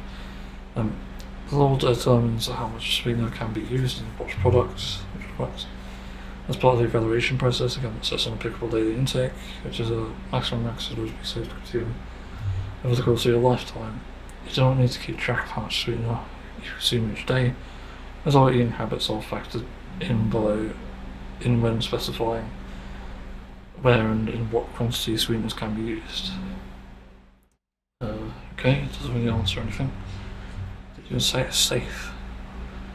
Well, that's really fucking scummy wording there. So it says all approved sweeteners are considered a safe and acceptable alternative, but it doesn't say it's like for certain. It's just considered. Maximum are considered, but again, that doesn't answer anything. So again, the info on this is very suspicious as well.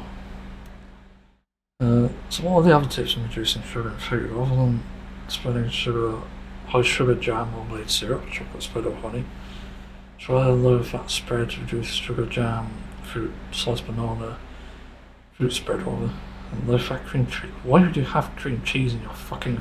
I don't know. Check nutrition labels, check foods with less added sugar. Okay, I don't know. Try reducing sugar using your recipes, it works. Most jam. I don't do recipes, so choose unsweetened. Always try to. Doesn't matter.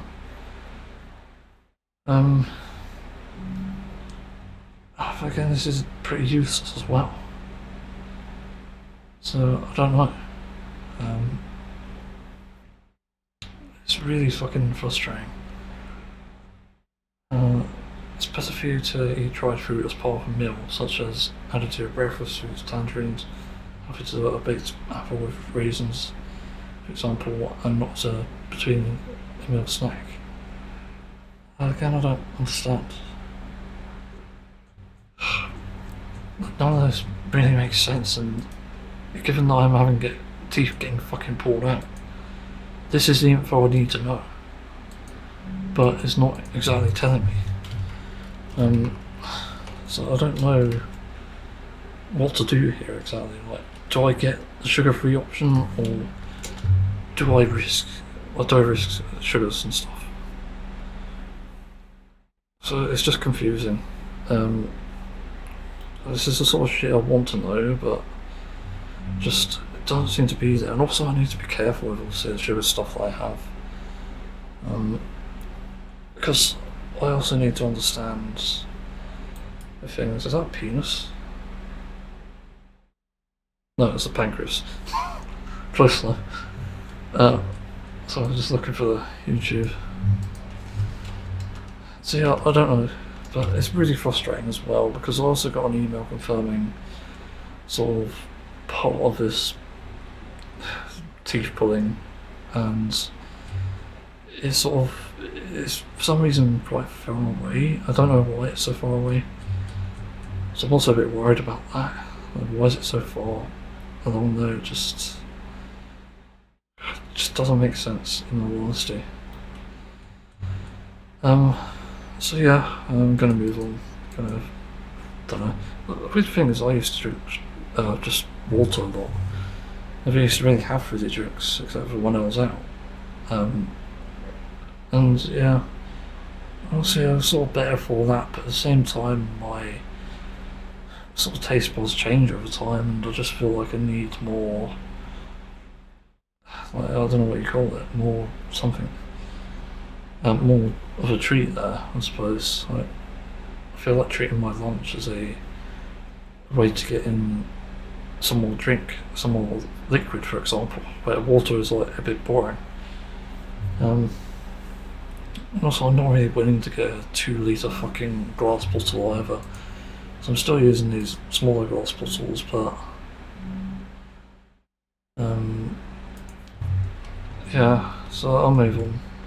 Just annoying topic, really. Forgot to mention a story stemming from the last one about the dentist. There's actually a reason why my teeth are in such a bad state, besides just poor choices in my lifestyle, I suppose. It goes as far back as 2016. I was initially due to have a checkup at my first dentist, one that I've had since childhood. And I remember one day I was not feeling well, I had anxiety, didn't know I had it at the time, again, undiagnosed. And for some reason, even though I get it for free because of my financial situation, for some reason they said if I don't attend this appointment, I cannot go anymore, and I'll have to pay for every checkup. Which is just bizarre. Like, what? Like, that's just fucking insane. Because I already can't afford it. In fact, I was getting less than £500 back then, just to put that into context. And they were demanding that I pay money to get these fucking checkups when I can't afford it. What? In fact, I wasn't even getting money back then. The £500 was towards rent, towards bills, towards even just food. And I wasn't even in charge of it. So, the fact they even suggested that was suspicious as fuck. And it's led me to wonder how badly that has backfired over the years with not essentially going. Because even though I was glad not to go to the dentist, at the same time, when I realised how bad my teeth were just from feel alone and also appearance in some ways, I realised I really wanted to get the problem addressed. So I didn't exactly want to not go. I just wanted to be comfortable, and my teeth were supposedly getting worse because I was not healthy. As I've been built a few more sugary things actually back then, I think. Somehow it was worse back then than it is now. And yet my teeth are getting worse now, which is bizarre. So I don't know if there's like maybe a back catalogue of that sort of thing. Maybe might explain it, I guess, but I don't know. I can't be too sure about it. Oh my god, that is so frustrating. And I'm also not sure if that's even legal. So, this last place obviously has said that. I honestly think they should pay the bill for me to go private. It's something that I've brought up with someone else now, and I don't know if there's maybe like a legal route, but I think it's fucking ridiculous how my issues not being diagnosed sooner have resulted in pretty much disastrous things here. Look, it's kind of ridiculous to think about. Because why the fuck am I even in this situation to begin with? I shouldn't have been in it. I shouldn't have been suffering as badly with toothaches and crooked teeth and needing braces, for example. And I wish I had braces as a kid because I was suggested to get some, but I ended up not doing it because I was just too fucking scared. Oh my god, it is such a disaster, and I just don't understand why they even decided not to allow me in. Because I couldn't attend an appointment because of anxiety. It is fucking absurd. So yeah, I ended up never going again. And I didn't really know what to do. I wasn't really into looking for one, and unfortunately there's a bit of like, not so much bad parenting, it's just like careless parenting, I suppose, where nobody really prompted me to go. Like, no one in my family even prompted me to go. So it's not even just like a parent thing, it's everyone. And I know that I'm not comfortable with it and I might deny it, but nobody even bothered to challenge it. They never said, maybe it's a good idea to go. To just check up on how you are. Even if it is just a checkup. And that never happened. So I get fucked for it. it seems. But weirdly enough, I just think that the ones who should foot the bill here is my previous dentist practice, so I can get private. So I can get other things to make the operation easier, because I do need them. But obviously I can't afford it under normal circumstances. So there's like valid reasons why I need a solution here and I need compensation. And they really need to understand that. Because I think this is just a massive misuse of a position here. Like ridiculous misuse of it. I can't even begin to describe how stupid this is. This entire thing and how preventable it was. Like, it's absurd. I don't know what to add, but it's just shocking to me to think that this is the route they went. They decided to victim blame and say, actually it's my fault that I can't go, even though I can't control anxiety. Nobody can. And so that obviously backfired and stuff. So yeah. I don't know if on any sort of legal grounds there is like a way around it, even just like contacting, well, the NHS in this case, to see what exactly they can do. Like if they can foot the bill for this and basically get everything done that I need done on my teeth from the lack of going. And yeah, it's like 10 years I didn't go for, and I needed like 5 fillings and 3 teeth removed involving the back teeth. Yeah, not fun. Didn't really say what teeth though, that's the only problem with this current one. I mean, not very specific, and I do have a worry that they actually don't know what they're doing. And that worry just comes from an anxiety of being here anyway. Being in that sort of place to begin with. I'm not even entirely sure if they have it figured out or what. As I said, it's still a big problem, also still kind of early days in a way, I suppose. Yeah, that's like stupid I encountered today. I did an x-ray, and I don't know how many places have this machine thing, but the x-ray goes around you, and for some reason it hit my fucking shoulder. Like, they knew I was somewhat tall. They didn't even bother adjusting it, and it just hit me, and then I was like, what the fuck do I do? It's like stuck on me. It genuinely made no sense. So I don't even know how good they're supposed to be, and this sort of thing, or even if that's just like misuse of equipment or what. But it's just crazy. It's hard not to feel. It's hard to feel safe rather in these situations and feel calm for the matter. Like, it's more a calmness issue than anything else. So I'm shitting myself over the idea of having teeth removed and a fucking grinder going inside. Even though they make an incision for the wisdom tooth, I did look this up as well just in case it is that. In the operation, they make an incision towards the back of the teeth to get, I think, either the wisdom one out, or was it the one next to it? I can't remember now. There's like a bunch of different things they do on the op, but it also comforts me a bit to see how it's done anyway. You can find some fascinating things around that. Actually, it's quite an interesting thing to look into, truth be told. You sort of do the same thing with most surgeries out there anyway. A bottom surgery, for example, for trans people, it's quite fascinating to look into actually. Because they can obviously like sculpt, depending on what it is, like a penis or a vagina based on, well, they just sculpt it basically, and it works. It's a crazy thing as well. It seems to work after a while.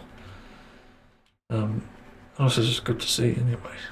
It's good to see that there is bottom surgeries and they exist and they work as well. Yeah, I don't really know what else to add, to be honest. This topic. Oh yeah, I did some research on sweeteners again, and I've discovered some things, but it's still in the dark. From what I can tell, actually sweeteners aren't too bad.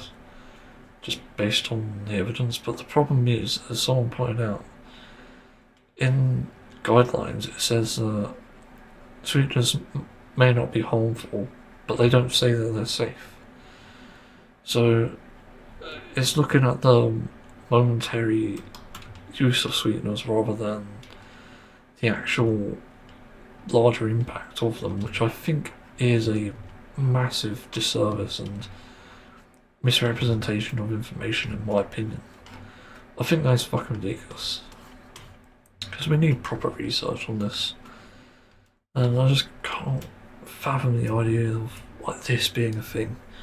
But at the same time, given how infrequently I drink stuff like that anyway, why should I give a fuck? Like, genuinely. Because I have sparkling drinks that are like 0 calories and I fucking love them. I'm going to try another one soon called Trip, which I only discovered through a site, which has like barely any sort of nutritional value. Like sugars, 2.7 gram. It's like barely anything. For apple blossom, similar for one strawberry, similar for the old new recipes. 1.7 for blood orange, I like blood orange. Elderflower I meant 1.6, so not bad. You know, I'll definitely give them a shot, because they're also a vegan recipe as well. So yeah. I suppose it's like quite a good thing to have. I do like these kind of drinks, and also one of the things I like the looks of in these is that they look flavoured properly. But I had issues with a brand that I used to like Dalston, for example, is one that I tried. And Dalston made some pretty decent natural drinks, like completely natural, but they flavoured it quite poorly in that they didn't make it work. And that was like the biggest problem with them, in my opinion. And obviously where that backfires is I don't think it'll bring many customers in, because if they taste that and it tastes bland, nobody's going to come back to that, I'm afraid. Even I didn't. I got to start to taste the back a while ago, and I didn't really like it. In fact, it all tasted a bit too plain for me, so I kind of just chucked it up, and yeah. But then there's something like Karma, which I like, Karma drinks. But their only good ones are, in my opinion, the cola drinks, and they're probably the best ones I've had like ever, up there with Fensman's. But they're like completely natural, and they use stevia glycerides for the actual sweetener part, which is honestly much better, because in doing that research, stevia was like the least controversial ones, the least artificial as they come, as far as I'm aware. So yeah, again, so many things up in the air with this sort of crap. I hate doing research on this, but at this point I'm just going to have to risk taking the chance with this, even if it does mean I'll develop more issues. But I shouldn't exactly, because, you know, being I'm already sorting out my healthy lifestyle, trying to make it even better somehow. I don't know. I'm doing my best here, and that's all I can do with this. So if it's not enough, then I don't know. I'm starting to think that there needs to be a bigger intervention in like government stuff, starting to make products that are more healthy. Also, it's crazy the amount of fibre that actually makes a difference. Like just a bit more fruit and a bit more veg each day changed my stool from weird, like fucking pasty feeling to obviously better, like not a pasty feeling. It's a Thursday, Pokemon Day today, so I think you should watch it. Just remember that. It's nice to have sort of things to look forward to in that sense. So yeah, I don't really have anything else to add here, to be honest. I do think it's an important topic, and I think with the amount of shit going on at the moment, there needs to be some solution. I really need something. So I don't like having lunch with like proper drink to sort of refresh my taste, get rid of taste and whatnot. That's just a habit I have, but I don't know. Anyway, I shall move on this topic. I just discovered more frustrating things. This is probably the last topic, to be fair. About teeth. I know I'm extremely pissed off that nobody tells me these things. In typical NHS fashion, they do not tell you a single thing about prevention, do not give you any guides, nothing. And yet, idiots want to think that privatising the NHS is worth deporting migrants, but that's another issue. But anyway, I did some more research because I was curious. I wanted to understand about basically the issues around what do you call it? Preventing tooth decay and reversing it. Turns out you can't actually reverse it because these sources seem to be lying. They're not showing you how to reverse it or anything, so it doesn't seem to be an actual way. And they say that it's beyond a certain point if it starts to cause you pain. But as far as I know, it's not actually reversible. So that's the problem itself. There's already misinformation about that. So I was looking into like what exactly has to be done after the procedure, because I think doing it may not be that hard. Only problem is my gums seem to touch the wisdom teeth, which is scary because that's obviously where it's going to need to be cut out from. So I don't know how they're going to do that. But I also am fearful of the idea of just what to do after, because I'm already quite sensitive to foods, feels and taste. And I don't know how I'd handle having soft and liquid foods in the meanwhile. I honestly don't know how good that'd be for me. Apparently there's like complications where you can get infections in obviously the extracted area, I don't know what to call it. But it's so fucking weird and annoying.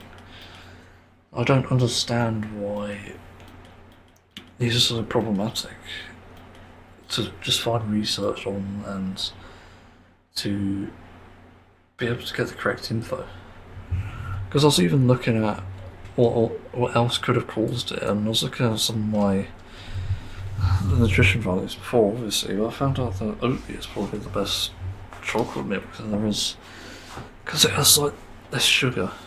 I'm not sure if that's because of the oats or what, but again, like preventing it doesn't seem very easy, and even though I would go towards the zero sugar drinks, I still encounter a problem there where I just want these like drinks as a treat, as a fizzy drink, and then I did some research on that. I looked at, okay, what fizzy drinks are bad for you then, and it turns out all of them. Apparently the acids in sparkling drinks, which I've been having for a while, are bad for you. But there's a twist. It's only bad for you if you let it swell in your mouth, which I tended not to do. I used a straw, a metal one for that matter. I do clean it out as well, obviously. And I still have the issue. Like, I still have decay. So someone's lying here and saying that these drinks are causing it and metal straws prevent it, or there is something else causing it which I'm completely unaware of. So we just have major fucking problems here. It's not obvious what is the actual cause here. I'm just struggling to comprehend what the fuck is even going on. How could this have even happened? Is what I'm trying to figure out. Because I'm not even getting tons of sugar in my diet, and in my mouth for the matter. And yet it appears like there is, or something. That I cannot understand that. It genuinely makes no sense. And I remember one of the most shocking things, I forgot to mention this, because again it's so overwhelming being at the dentist, but there was something that happened which shocked me a while ago. I sort of woke up tasting blood, and I was like, okay, this ain't right, I don't usually taste blood in the morning. And I did like the spit check, because this is a thing I figured out myself. I spat a bit of like saliva out on my hand, on like the clearest bit of my skin, and I saw it was like orangey, like reddy orange or something. And that obviously indicated there was blood, and I spat out into the sink. Same issue. Like, it's just for some reason bloody, and then I looked at my teeth, and somehow the top of my like front teeth, the back teeth, I don't know what you call them actually, were fucking bleeding. The area that's like the most healthy that it could be. So there's another fucking dentistry mystery there. I just cannot understand where this is even coming from, how it's even happening. Something here really does not add up. And I feel like there's also like a potential light here about what they're actually diagnosing me with. Whatever it is, all I heard was like decay, but that's it. It wasn't actually like the real issue, which was teeth being out of shape, mainly the wisdom, and being mispositioned and stuff. Again, something just doesn't make any sense here. So, that's very bizarre, I have to admit. So yeah, I did that research, and basically no safe fizzy drinks, so I can't even have sparkling. For some reason. Even with a straw. Like, huh? So I just cannot understand, and the thing is, I would like a drink that is not sparkling and tastes good. But, do they even exist? Like, I could have a look. UK non-tasty, just non-sparkling drinks. Because this is the thing, they also say that other bad things are like fruit juice. A motherfucking fruit juice. What? Genuinely, I'm just baffled by the entire idea that everything is unhealthy about everything again. Because I was kind of a believer in like, okay, maybe people have got it wrong here. Maybe the information isn't as simple as it seems, and also the search didn't show anything great. Fucking useless. It's a non-sparkling drink, it's not non-alcohol, you fucking dumbasses. What the fuck is wrong with this search? I don't want non-alcoholic. Tasty drinks then. Okay, tasty drinks. In shops? I don't know. Fresh drinks. Okay. But yeah, basically everything is bad. This is alcohol. Why the fuck is it even showing up? Fresh drinks, okay. Beverages? I guess beverages is one. No, it's just fucking alcohol again. So, what is up with DuckDuckGo?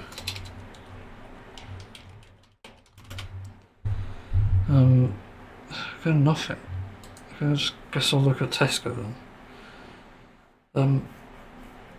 But again, the information here is just so conflicting. Because they tell you to get more vitamins, they tell you to be more healthy and get like 5 a days, and then they tell you not to drink fruit juice. How does that make any fucking sense? Everything in it is contradictory, and again, I used to be able to believe that even if everything killed you, I think it's about balance, but here it doesn't encourage balance at all. And I'm just struggling to understand the gimmick here, like what exactly it means to address these problems. Here under drinks, it's like juices and smoothies, okay. Water, that's one other thing. So don't do kids drinks. Milk and milkshakes are a bit don't really find them anything good. I don't know what on-the-go drinks are. Don't know what the fuck that even is. Anyway, that's about it for drinks. So again, there's like nothing different. There's nothing special here. And on the go drinks, like none of this is really on the go. How is a fucking latte an on the go drink? It's like 1 litre. 500 millilitres, I get that. Fucking 1 litre? Piss off. What a fucking joke. You just got a stand of water, nothing there. Fruit juice, barely anything here. Actually, there's quite a few pages. Just didn't update for some reason. Wellness drinks. Not sure why fruit juice on there. It's fucking awful for you. It's horrible stuff. But again, this is like all there is. So, like, what do I do?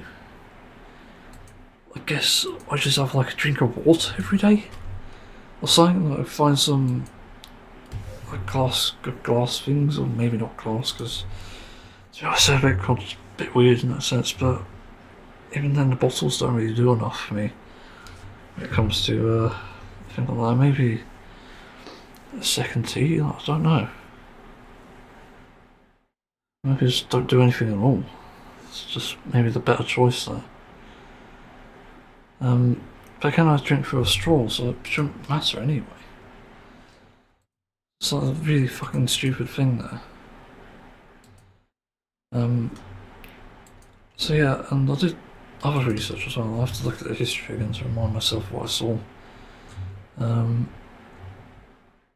First and tooth decay, ways to reverse it.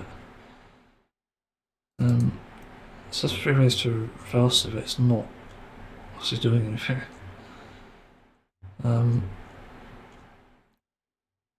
So yeah, all this just doesn't make sense. I'm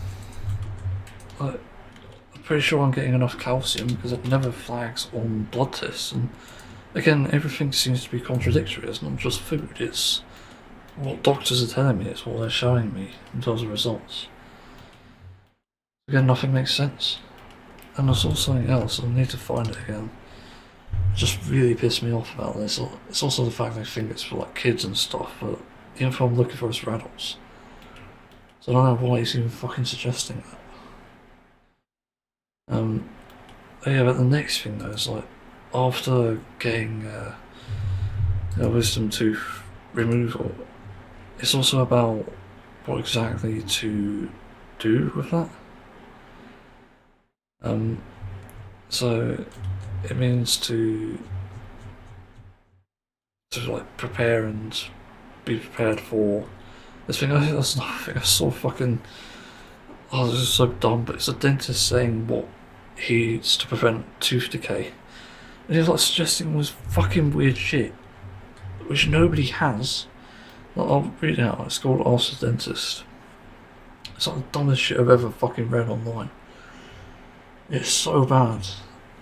Literally, privileged position. Rarely ever does it get true meaning, but it does here. Oral microbiome friendly tea, right? Green tea, luckily I have all that. A mag break, magnesium. I don't know if you should be taking that. I've looked it up and there's quite some bad side effects to it. It's not worth it. And then eating these meals on repeat. Pasture-raised eggs, grated real cheddar cheese, sauteed bok choy and onions, and olive oil. It's not fucking healthy though, is it? Well, the eggs are terrible for you because you're also going to have to cook that in oil. And the cheese, obviously not healthy for you either, at least it's like quarter cup, but you know, knowing that portion myself, still not great.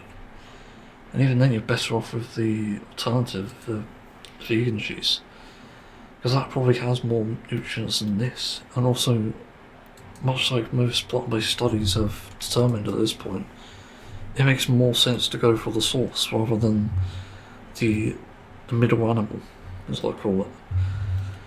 Because the animals shouldn't be the ones who fucking give you this. it makes no sense. Even with that dietary lifestyle choice I made, or dietary I mean, recently, it fixed my fibre problem. I just added more veg, more variety to my daily eating habits, and it changed things. Although I'm not sure if it was the antibiotics now, it's sort of hard to determine. But something helped it, clearly. And that's because I was getting more of the right stuff in that. So it does matter. So I don't get this thing, and then this is the thing, this is where it gets really stupid. Because that was just breakfast. That's like a savoury breakfast. Lunch. Japanese yam with ghee and garlic and tricolour salad. And the yam involves roasted tops. The yam, a tablespoon of ghee, and it's garlic, so that's... I probably don't have Japanese yam. As far as I know, no, nobody does. Then there's a salad. Are you good with that? I think we have that. Ready Kyo, not sure if we have that. Frizzy, not sure if we have that. Sauerkraut for prebiotics and probiotics. Problem with the sauerkraut, as I'll mention now, because somehow I know this, because I actually looked at fixing my gut health before, and it turns out a lot of the shop stuff is not good because it is pasteurised, and pasteurised means that it's not left to develop any sort of cultures, so it can't be a prebiotic or probiotic because it's not fermented. I have found fermented kimchi in the shops before, and actually it's not bad. But I've also tried fermented cabbage real from like a company before, and had like a few spoonfuls every day. It didn't fix my problem all the way. It still remains. But that's the only stuff that is actually fermented and has probiotics and prebiotics, so you never want to get the shop bought stuff thinking that's going to solve your probiotic problems. It's going to make you more ill because it's not actually giving you the thing that you need from it. So just never do that. So that's obviously a big danger, and the fact this dentist isn't even pointing this out. It's in UK, it would have been UK because of my search. Let's see. Don't see any location. That says all. And then the dinner, which I thought was so fucking dumb, because it literally just reads like a carnival cookbook now, which is extremely boring, but also just kind of funny because typical carnivals eat the most weirdest shit. And this is probably top of the line, I have to be honest, even though I'm just sort of... It's not really snarking, but it's just laughing at this, really. So, ancestral beef meatballs, beef blend meatballs with bok choy and mushrooms. So, 2 like bok choys? No, it's the first one. It's misreading. But, well, ancestral organ meat. What the fuck even is that? How do you get it? A beef blend? Look, I don't know where this is even from. This is a problem when they don't even state their countries. As far as I know, like, country, Control F. No, nothing there. US, United States, no. United Kingdom, nope. Nothing. No country. Nothing mentioned, so we don't even necessarily have these. And there's no alternative even listed. But yeah, I just find it really fucking rich when they suggest shit like this. Not to mention, again, it's much better to get things from the source rather than the middle animal. And again, that's proven in study. Like, don't take my word for it. Look at what's been reported on by Nutrition Facts and even Mike the Vegan. I'm pretty sure there's others out there, like Danny Shake, and certainly read studies, I know that. But this is important, obviously. So I just find this article extremely rich and stupid. So I obviously don't pay attention to it, but I looked at the wisdom tooth removal NHS site and looked at sort of the things that happen. So to do it, dentist surgeon cut your gum if it's covering the tooth, one in the sockets, where the tooth is gone, the tooth will be removed in one, going to 2 or 3 pieces.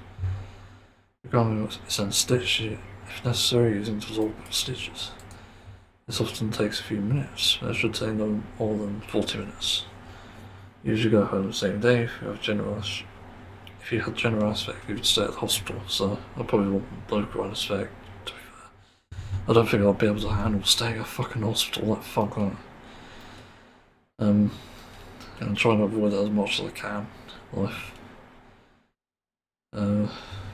So yeah, again, it's a scary thing. So I wouldn't really want to be sat in a hospital anyway.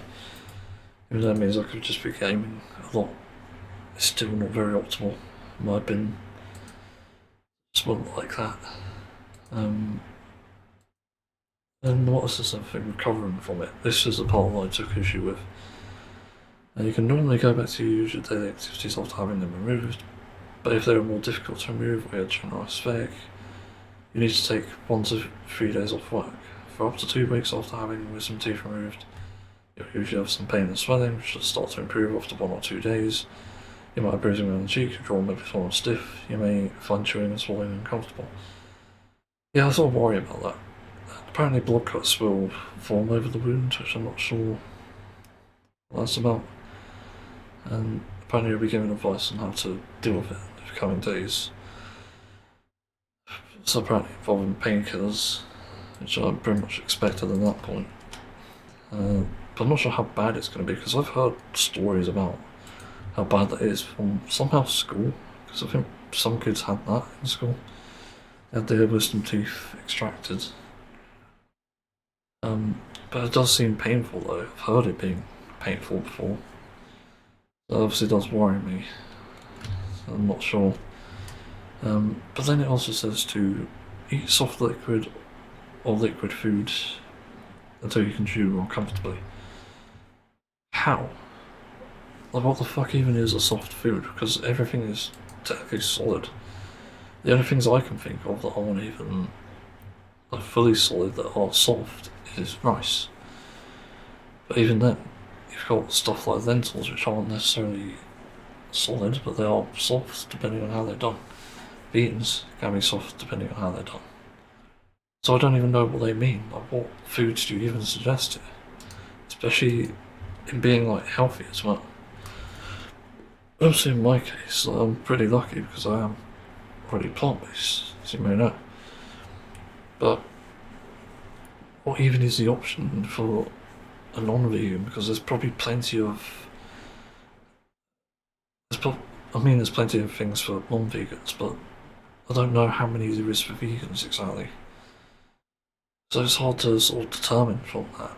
Like, are noodles safe? Because noodles can be soft. Like, I can't tell. So I'm just struggling to understand that. And also, like, how careful do I need to be with my wisdom teeth, like with the stitches, for example? Because that's another thing that concerns the fuck out of me. Like, how scared do I have to be of the stitches? Like, when do I need to start to worry, for example, if they cut out, if they also dissolve and it doesn't feel like anything's happened, or, as is mentioned in this, later, if they get caught. So, it also suggests things which are bizarre to me, like keep the wound clean by rinsing gently with mouthwash or warm salt water. But how often do I need to do that? Like, it makes no sense. Again, they say nothing and do nothing. It's just insane to me. And I don't even necessarily know where to get the mouthwash, so it's sort of hard to know. And does it need to be antibacterial, if that's even a thing? I imagine it's probably not good, but it needs to do something though. Now the next thing, cleaning the upper teeth carefully, avoiding the affected area so you don't damage the stitches or the blood clot over the wound. Yeah, good fucking luck with that. Good fucking luck. Because you're telling me to eat foods that's soft or liquid, and then saying you also need to be cleaning your teeth. Again, it's contradictory. So, how do you even fucking clean them? That's my question here. If you're supposed to clean them, then what do you do? How do you do that? But avoiding it as well. I already do a decent job at avoiding it now, but with the knowledge that there's a fucking stitch there, it's the same way I've probably treated my filling. I just couldn't brush it for like quite a few weeks. I was still scared to touch it. And yeah, this fake didn't help, but Jesus Christ, it's nerve-wracking. I still remember having that filling. It's like, it was so fucking big at first, and then it shrunk, which is weird. It's still there, I think. I didn't mention it. Check up, so I'm assuming it's still there. It's so weird, so I don't know how to even address that. Also, how do you avoid the blood clot? It depends on how big it is. So I'm not even sure. Also, do I just pop the blood clot? So just eat it. Guess that'll work. And apparently if I get bleeding, I need to press the area for at least 10 minutes with a clean cloth or a piece of cotton wool. I don't have that. Like, what fucking clean cloth? Like, is that a tea towel or something? Do I need to get a fucking tea towel now? So I just don't understand. They assume you have these very luxury things on hand, but I don't know. And I've not even been taught these things, so if it sounds like it's an obvious thing to you, just remember that I've been sort of coddled by most of my life, and I haven't been taught these things. So, clean cough, like, if I look this up, what comes up? Oh, well, you know, glasses wipes, I use them. Microfiber cloths, like, it doesn't even say to, like, avoid these, so I don't know. So I'm not even sure what I need to use here. Clean cloth for blood. I guess that's maybe what I need. Let's get blood out of clothes. That's not fucking helpful. Clean cloth. Cloths. Like, is it going to show up? Cleaning cloth. Again, it's not specific, so I don't know. It's just not good advice. Again. And there's no like expansion, so you can't see an expanded, explained version. And then the notes on this, which are also sort of confusing. There's actually something for don't drive, but that's also for general anaesthetic or sedative injection. And there's do not eat hard or crunchy food or foods that can get stuck in the wound, such as nuts or seeds. How? Because I'm pretty sure most people's diets consist of nuts and seeds for health reasons or whatever. But what the fuck are we supposed to do then? The only thing I could figure out was replacing crunchy peanut butter with obviously smooth. That makes sense, but it also has to be 100% peanut butter, because palm oil is fucking awful in that. So I don't know exactly how to address that properly. But also, is it even safe to have peanut butter? That's the point. Good point there. Because it sticks. Like, that type of peanut butter does stick. Not necessarily to your teeth, but it probably will to like the wound, so I don't know. A lot of this again is just so unexplained and poorly explained. So I don't know about that. And then with seeds, I have milled flaxseed. But does it matter if it's milled or not? Like, I just cannot understand. Like, does it get stuck then? If it's milled? Do I need to be aware of that or what? So I'm confused. And also, the soft foods you mentioned involve fruit. And fruit has seeds in it, usually. Some of them don't, but most of them do. And the seeds are like minuscule. I know in like raspberries or so, you get these like bits in them. I don't know what the fuck the deal with that is, or blackberries as well. So, again, the advice isn't good here. It's too vague, and it's not explaining a single thing. And also, what counts as a seed as well? There's another question I have for that. So I don't know. And then saying, obviously, to not eat hard or crunchy food makes sense. It's also like no crisps or anything, which kind of sucks for me because I mainly live off them. At least after lunches. Even then, like, I can't go out for a few weeks at that point. So that leads to some problems, I suppose. So yeah, that's like kind of a struggle. Not sure what else there'd be. So I just need a way to get through the operation. I'm not sure what exactly can be done about that. They did say there's like a possibility of sedation, but I don't know. I prefer sedation if it exists because it did help me with my colonoscopy. In fact, I accidentally said anaesthetic didn't work, but it was actually sedation. But it did sort of help. Yeah, it made me less anxious. So I don't know. Other thing, do not smoke, do not drink alcohol. Yeah, that's obviously not applicable. I don't smink or joke. Possible complications of wisdom teeth removal. This one's kind of scary.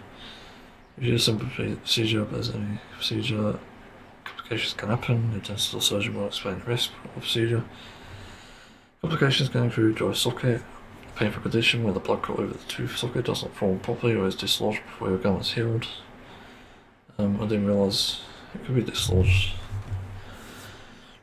I just assumed it was like a thing that attached to you. I think I've actually had blood clots on my tongue before. I don't know how though. I never knew what it was. But I'm guessing it's a blood clot because it's sort of thing that comes up. It's like a bit of the fibre comes up. I don't know if that is a blood clot. But it's a weird thing that bothered me for quite a while, and I tried to cut it off for some reason. It bothered me so much. As part of the arthritis coming into play, and maybe it was you. So I just fucking hated that. Not exactly sure what to do with it though. So yeah, I don't know. It's not really a big deal if there is a blood clot. Anyway, for this. An infection is the next one, which may need to be treated with antibiotics, which is good. I think that's probably the easier thing, antibiotics for that. I'm just glad there's no surgery or like having an emergency for that. That's good. I was kind of worried for what that can involve and entail. And the next thing, the last thing actually, the damage to nerves close to the tooth causing numbness, tingling, or tingling in your tongue, lips, and chin. It usually gets better but can last a few weeks or months. Yeah, I imagine that could be a thing, but for some reason they didn't list like root canal because there's apparently a difference here. I believe. I'm not sure if these are the same thing though. I'm not sure if a wisdom tooth removal is the same as a root canal. I don't know. I've sort of heard of it before, and also I've heard about the pain with wisdom teeth from school. I'm not sure if I mentioned that. So there's almost like rumours about that, but I'm not sure. Hopefully they give me strong painkillers, and also hope the painkillers work, because the fucking problem with painkillers, I almost talked about this too. People seem to be really addicted to them, especially people in their 30s and 40s for some reason. And even though people claim that it's not an addiction or that they only take the recommended amount per day, the problem is it builds up resistance, and then you need more. And you need more after that. So it just seems to backfire from what I can tell. That's why I never really have painkillers, even with a toothache coming on. It just never made sense to me. And all it's going to do is just stop the pain. It's not actually going to solve the problem as well. So, in a sense, it's kind of backwards to do that, even though you most likely can't get help anyway for a long while, depending on where you are and what the doctors are like where you are. It's still not great. You're still going to have that struggle. And yeah, like the painkillers work, but I think over relying on them, taking them when it's not necessary, is kind of a bad thing. I think maybe daily dose is fine, but weekly, that's not good. Technically I could get away with taking some every now and then, but I'm specifically not taking it so I can actually handle more of that. Essentially, more, I don't know what to call it, like pain reduction, or just nullification, or whatever way. So, yeah, next thing, urgent appointment. If you're bleeding, go to 111. If you're pain that's swelling in the sphere and getting worse, painkillers not helping, go there. Get pain and bad taste in your mouth, a high temperature, feeling unwell, need to go there. Yeah, very much the standard. So I think it's still scary, but I'm still like, yeah, the information out here is really not good. It's quite fucking useless, to say the least. Doesn't answer a thing, I'm afraid, and that's why I'm complaining about it. I just hope they give me something to give advice on that, like what soft foods are, or even just like an internet article. Like, this is the thing with the fucking NHS. They don't like using other resources, even though their entire fucking medical history, all the medical procedures they do, is based on that. It's based on external sources, so I don't know why they don't do it. It makes no sense. So I just don't know why they don't do that. Just pass it off to someone else. Like my colonoscopy stuff, for example, by the way. I'm pretty sure the pharmacy, well, not the colonoscopy, like Crohn's disease, I mean, but I'm pretty sure the pharmacy isn't even associated with the NHS, which is very interesting. So I don't even understand how it works. Oh no, this shit really stressed me out, and it led to me skipping one of my tasks today. One of them being kind of a throwaway task, but it's still important, and making the mascot for my channel, essentially moving forward. It's going to be an interesting mascot, I think. It's an adorable one as well. Oh, but yeah, I think only time will tell with this tooth removal if things will go well. So I'm not even sure about how long it'll take or when it'll happen. But I think being asleep for the thing or even sedated would just be the best option. They're going to have to repeat what happened during the colonoscopy when that didn't work. Even then, the sedation did relieve my anxiety. So like put my mind at ease and made me feel at peace with a camera up my arse and nurses staring at it. So yeah, it did work in a way, but not enough. I think it could have been better. I'm sure hoping I get a similar experience or better if it does come to that, and say dentist stuff. Yeah, having said that, actually, one of the ways I've seen tooth removals done, I forgot about this before. They do use an electronic saw thing. It's like a tiny thing. It's like almost like a scalpel, but a saw blade instead. It's quite fascinating, but also it's kind of scary as well. And that's like one of the ways they do a tooth removal too. But I don't think they can do that for this one. I'm feeling around back there. Yeah, one of them's buried and the other's kind of peeking out. But one's buried more than the other. But it's so fucking annoying. It's a teeth that decided not to grow properly. So yeah. And I forgot to say, is that the other thing? Did I mention that before? Hang on. I did make this topic, didn't I? Yeah. Last dentist. Basically the culprit of these problems, in my opinion. I think they should be forced to pay the bills to make me go private. There's no brainer there. You lied to me about the checkups not being free. You also lied to me about my teeth, it seems, because they turn out terrible. So they have a lot of explanation to do for this. So yeah, don't know what else to add, to be honest. So yeah, I think I'm in the podcast too.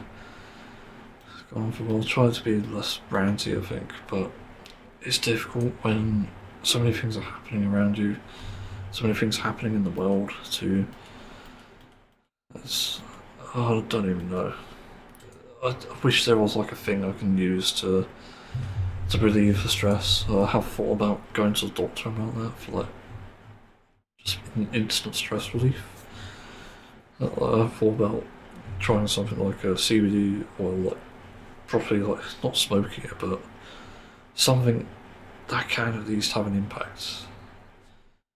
I don't know what will involve, but I need something, and that much is obvious, and I especially need it in times where I'm feeling extremely vulnerable and depressed.